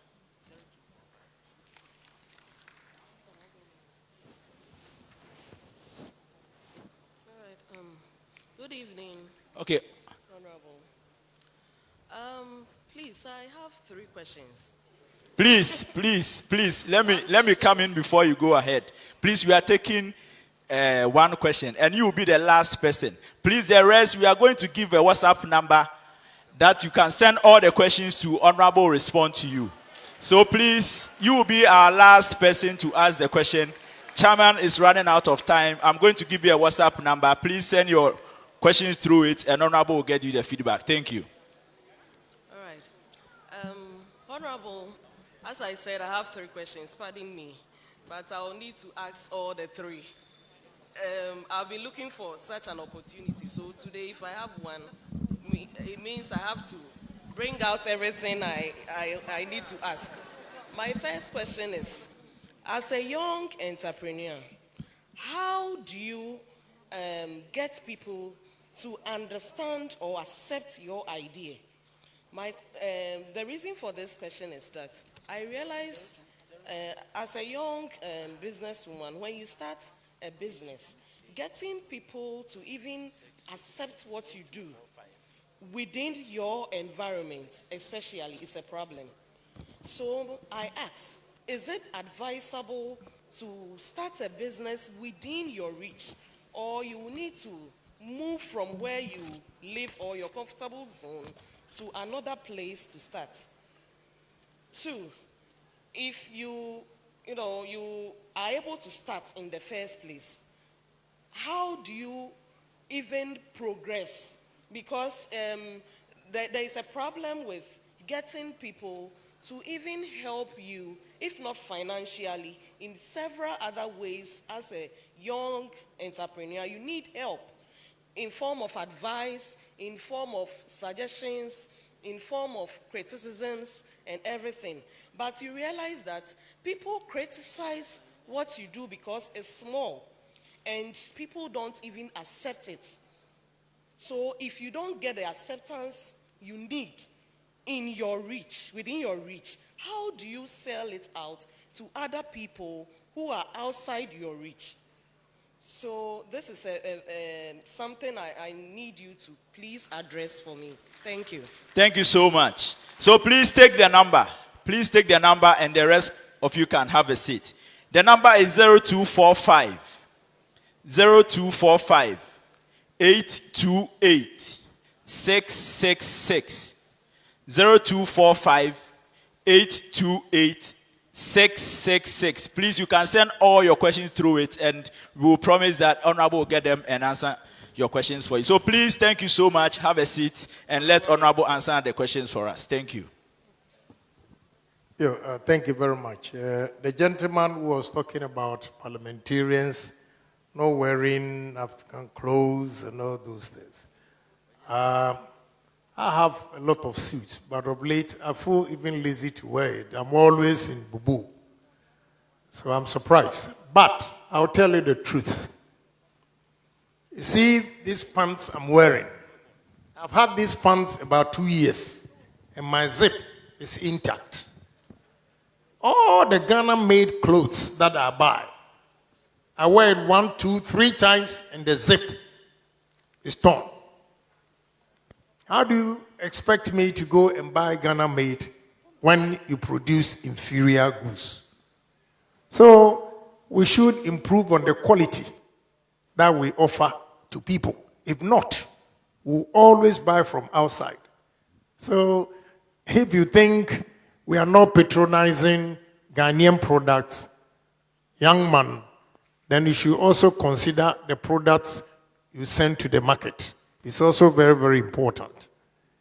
That's the only way you can get people buying. You're talking about soccer and games. I think this government has not done badly at all with what you are suggesting. I admit that not all constituencies have this isoturf and all those things to play. But even just this morning in Parliament, I was talking to the Deputy Minister for Youth designate. and they were telling me what they're going to do. They want Cocoa Board also to sponsor some of them, but he feels the chief executive is being difficult. So it's on the table that we are discussing, and I think this government has not done badly at all. The lady, how to accept your ideas. You should keep knocking at the door. Don't think it's going to be easy for you. It's not. Before people will accept your product, don't stay only in your community. You should take your products out there. Go to shops. Show them this is what you can offer. If you limit it to your community, you might not succeed in your business. So go outside. I'm not talking of going outside like living the country. If you are in Accra here and you are staying at Medina, you can also take the products to East Legon, Okanshi, Kaneshi, everywhere. Introduce to the shop owners that I have this product. You can go and try and see. What you have to do is make sure you have some of the products that we are going to offer them free for them to test it. This is a business strategy that you have to adapt. And I understand that, capital is not easy to come by, so you cannot be giving out your products free. And advice, you should rather feel free to ask people, those who have made it, how they did it. You see, some people, you might think they've made it, but the means, you might not be in a position to do that. Maybe you don't have the courage to go and do that. So don't think somebody has succeeded and therefore by hook or crook you also have to succeed. You should ask questions, observe things, do a survey yourself and see. Criticisms. Criticisms is very good for you. Just I was giving example of my zip. Every time I'll give the example of the zip. Because these pants I bought from Barmain for 2 years. I'm still wearing it. The zip is intact. Bagana, 2-3 times the zip is off. So if I tell you that you gave me inferior product and I criticize it and you take offense, then you will not move forward with your business. You have to accept criticisms and then improve on whatever you are producing so that you can compete effectively on the market. So if you want suggestions for your business, you can see me. I'll see how best I can also help, give you advice so that you can go on with your business. But trust me, it is not easy out there. It's going to be tough, but you have to survive. Thank you. Okay, thank you. Thank you so very much, Honorable.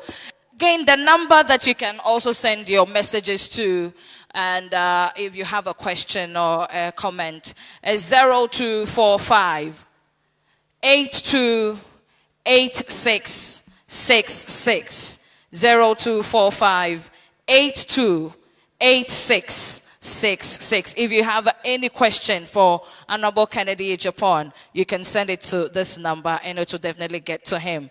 At this juncture, let me call on... I think there was a question to the Pro Vice Chancellor, so he will answer. Yeah, I had a question, but I think today I'm here to celebrate Honorable and to tap from his experience. And then you are asking me academic questions. How can I answer academic questions in a birthday party? Well, I'll try. Yes, so assuming you enter level 100, the course duration is 4 years. And you are giving studentship for additional 2 years. So that is 6 years. So within 6 years, you have to complete, else your studentship is over. Now, you have to bear in mind that we also have bosses, which we call the regulators. I'm talking about the previous National Council for Tertiary Education and also the National Accreditation Board. Now, after a period of time, they are required to evaluate the program that you took. So, assuming your program is for 4 years, what UPSA does is that constantly we scan the environment to look at changes in industry, and then we reflect industry trends into the program. So if you take a program for 6 years and you are not able to complete it and you come 10 years later, you realize that the initial program that you signed for is no more relevant for industry. So ideally, you will be required to come back and make yourself current so that you can pass the program. It is not about you. You're developing yourself, but we're also developing you for the country. And that is a trend that it goes. However, if you say University of Ghana has done that, we will look at the basis for doing that reevaluation. But trust me, after 6, 7, 8 years, most of those courses that you took may not be relevant again. The content of the program has changed. The direction and focus for industry trend has changed. And therefore, the complexity of industry, which is supposed to be incorporated into the course that you took, has also changed and will reflect. And we will make the appropriate recommendation if we do our investigation and you are right. However, it has to be subjected to the requirements of the regulator. Thank you very much.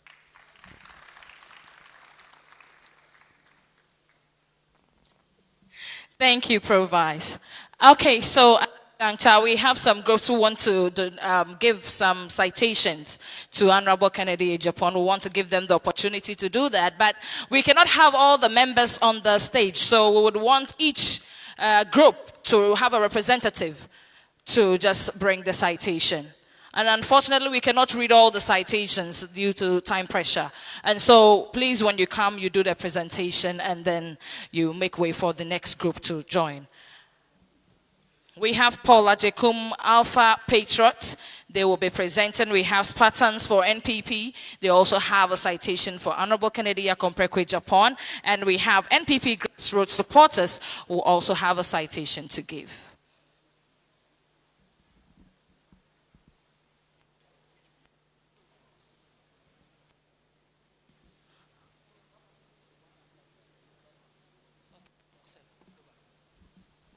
So, Spartans for MPP. Honorable, they have a citation for you.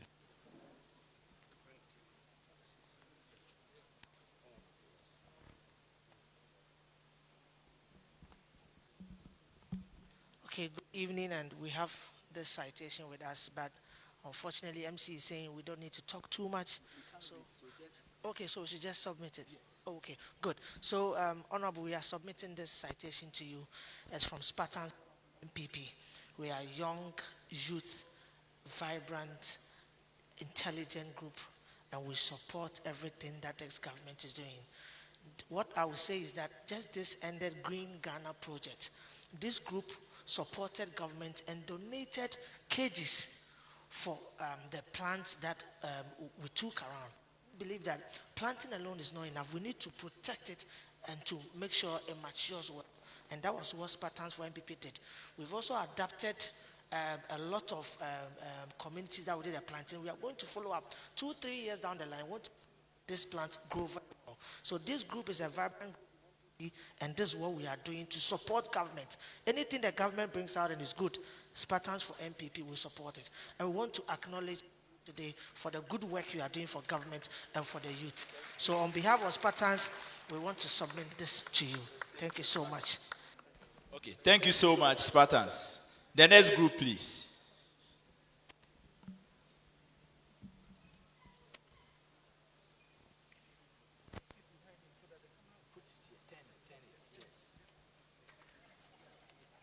Which group is this? Honorable, we say a big thank you to you. This is Alpha Patriot Gomwa East. During the just ended election 2020, you came to our constituency. Around 1 a.m., you were with us, 2 a.m., to support our candidate, Honorable Kodrasmani. Though he lost, but you did so well for us. That's why we brought this on your birthday to say thank you to you, Honorable. God bless you, sir. Thank you so much. The next group, please.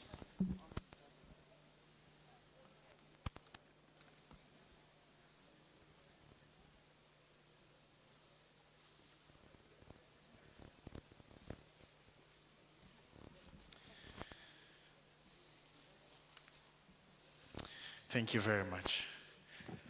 This is MPP Grassroots Supporters Association, and from 2012, 2016, 2020, the grassroots has been on the grounds with campaign and other motivational stuff that we do for those in MPP. This is MPP grassroots saying that, Honorable, you have been a blessing and a hope for many across the political divide. And Grasa, on this day, congratulates you on your becoming a chairman of the Defense Committee. And we also wish you a happy birthday. Thank you. Thank you so much. Honorable, please have a seat.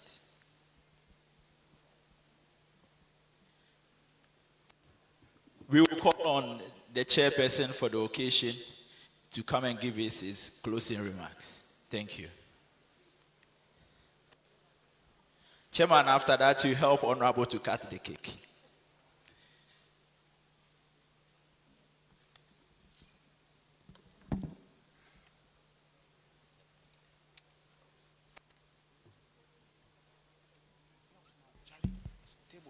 Thank you. And apologies to the young man that criticized me as a member of parliament in a suit. It's just unfortunate that he was also wearing an imported face mask.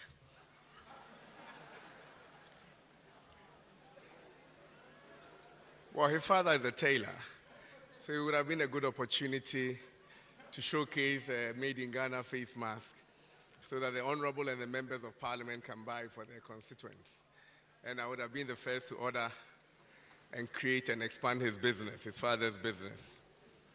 Thank you. But for that, I will write on Honorable's excuse about my zip as the reason for wearing a suit today. Excellency, Honorable Minister Designate, Honorable Members of Parliament, distinguished guests, the heads of UPSA. It's been a great day. We've taken a lot. We've listened to great speeches.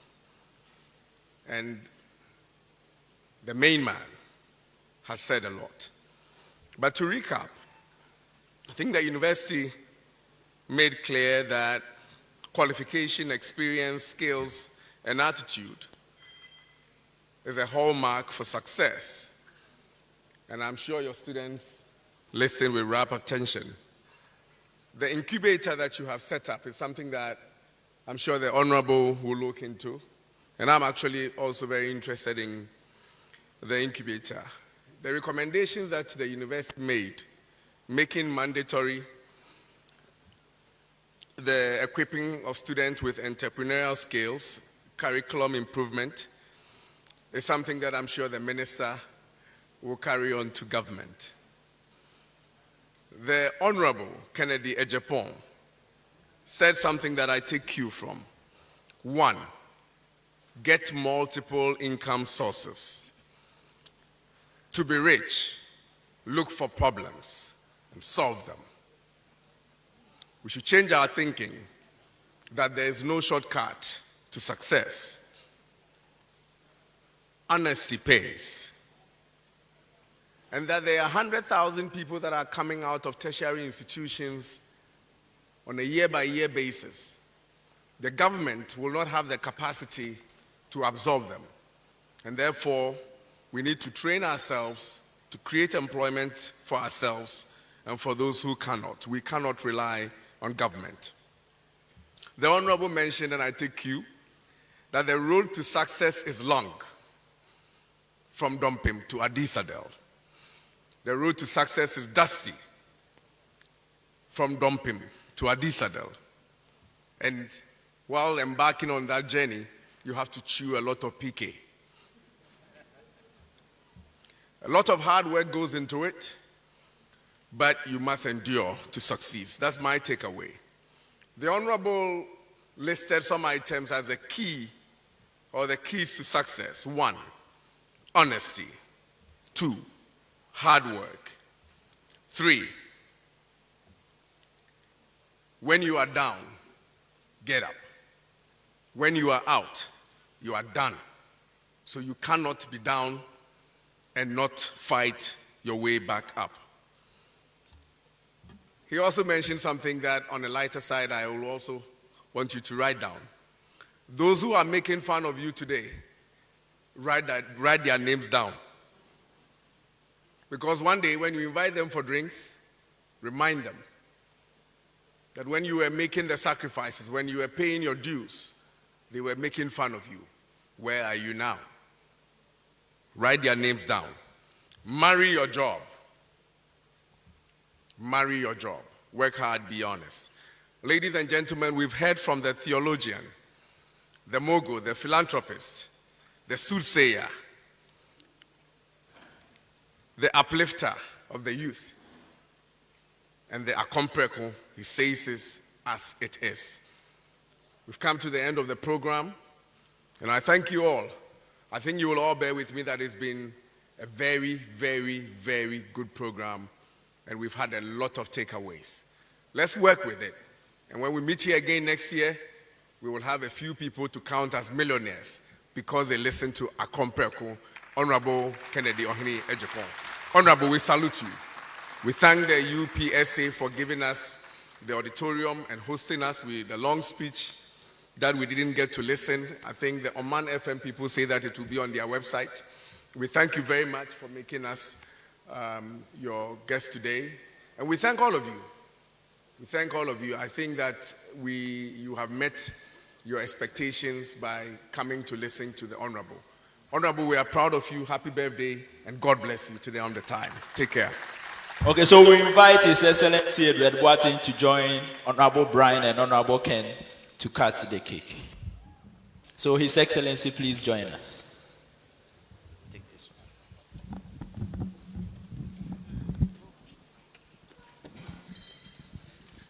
To God be the glory, great things He has done.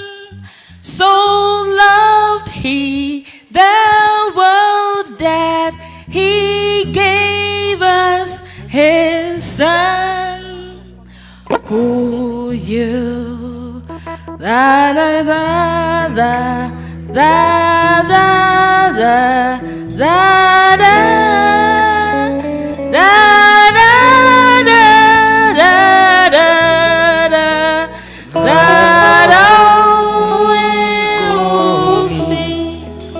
Praise the Lord, praise the Lord, let the earth hear His voice. Praise the Lord, let the people rejoice. Go to the Father, to Jesus, the Son, and give Him the glory.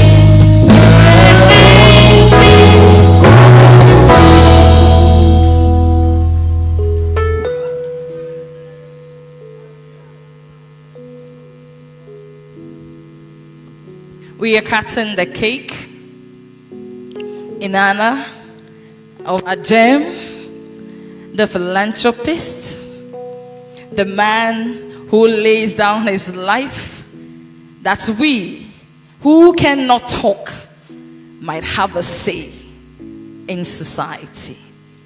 Honorable Kennedy Kwame Acompreko Agyapong.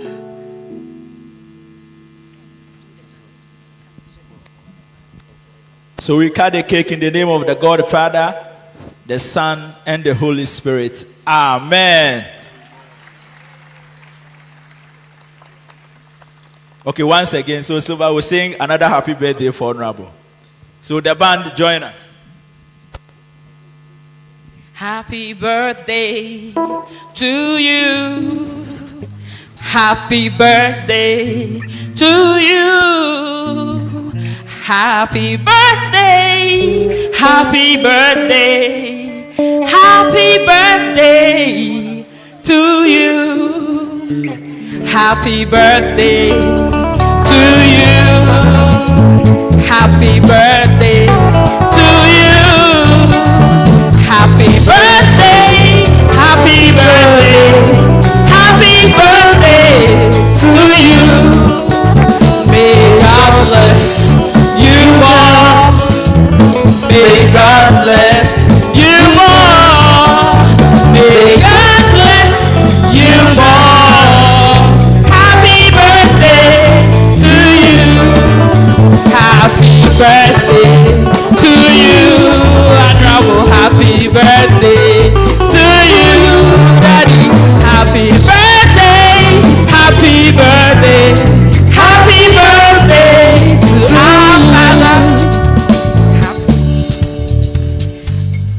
thanks going out to our proud sponsors, our supporters, because this whole event is actually happening because they supported us.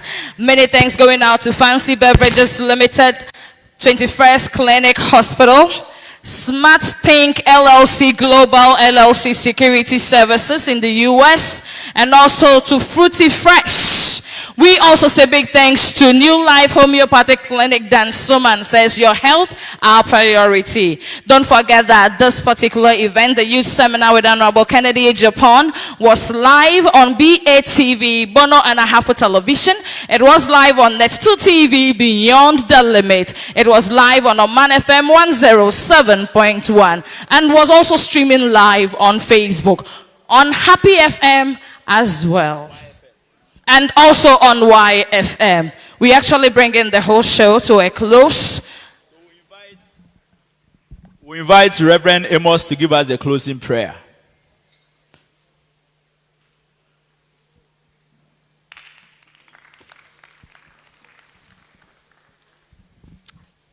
Wow. Tonight has been a blessing. And I want us to clap our hands once again for our Father, Honorable, for such insightful and inspiring words from him. At this point, I would like all of us to rise up on our feet as we end this program. Honorable, God bless you. I pray that whatever word that has come from his mouth will be like a seed planted on a good ground. And I pray that next year by now, when we come for such a program again, we would meet a lot of millionaires and a lot of people that have succeeded, especially the youth. On this note, I want you to lift up your right hand with me. Father, we thank you for this wonderful day, for the life that we have come to celebrate. We thank you for the life of your servant, Honorable Kennedy Agyapong, whom you have given to us, that through him, O God, many of us will expand and will come to the realization of what you have deposited in us. I pray that in the name of Jesus, that whatever that has gone out of him, every virtue that has gone out of him, to be a blessing unto many of us here, I pray that, Father, you will expand on it in our lives. Now, those that lack precision and clarity on their future, I pray that today, let the scales fall off. I pray that in the name of Jesus, that even as we step out of this place into our various homes, let these words, wise sayings that has come out of these men that you have given to us, I pray that, Father, it shall be a blessing unto them. Let us see it manifest in the name of Jesus. Provide resources for them that are lacking. And on this day, I bless you with the blessings of Abraham, with the blessings that the Lord instructed Moses to tell Aaron, that the peace of God abide with you, that the face of God continue to shine upon you. Be favored in the name of Jesus. Amen. I just want to say something, and this is what I took from Honorable when he was talking at the end of the day. God gave us brains so that we don't disturb him as men. And in ending my statement, I want to honor God for the life of his servant. And I pray that we would come back next year to see him strong and greater than where he is now. In Jesus' name, amen. Thank you so much. Thank you so much for coming. And thank you so much for your cooperation. My name is Albert Asmeni, and I did it with my sister, Silver Lady.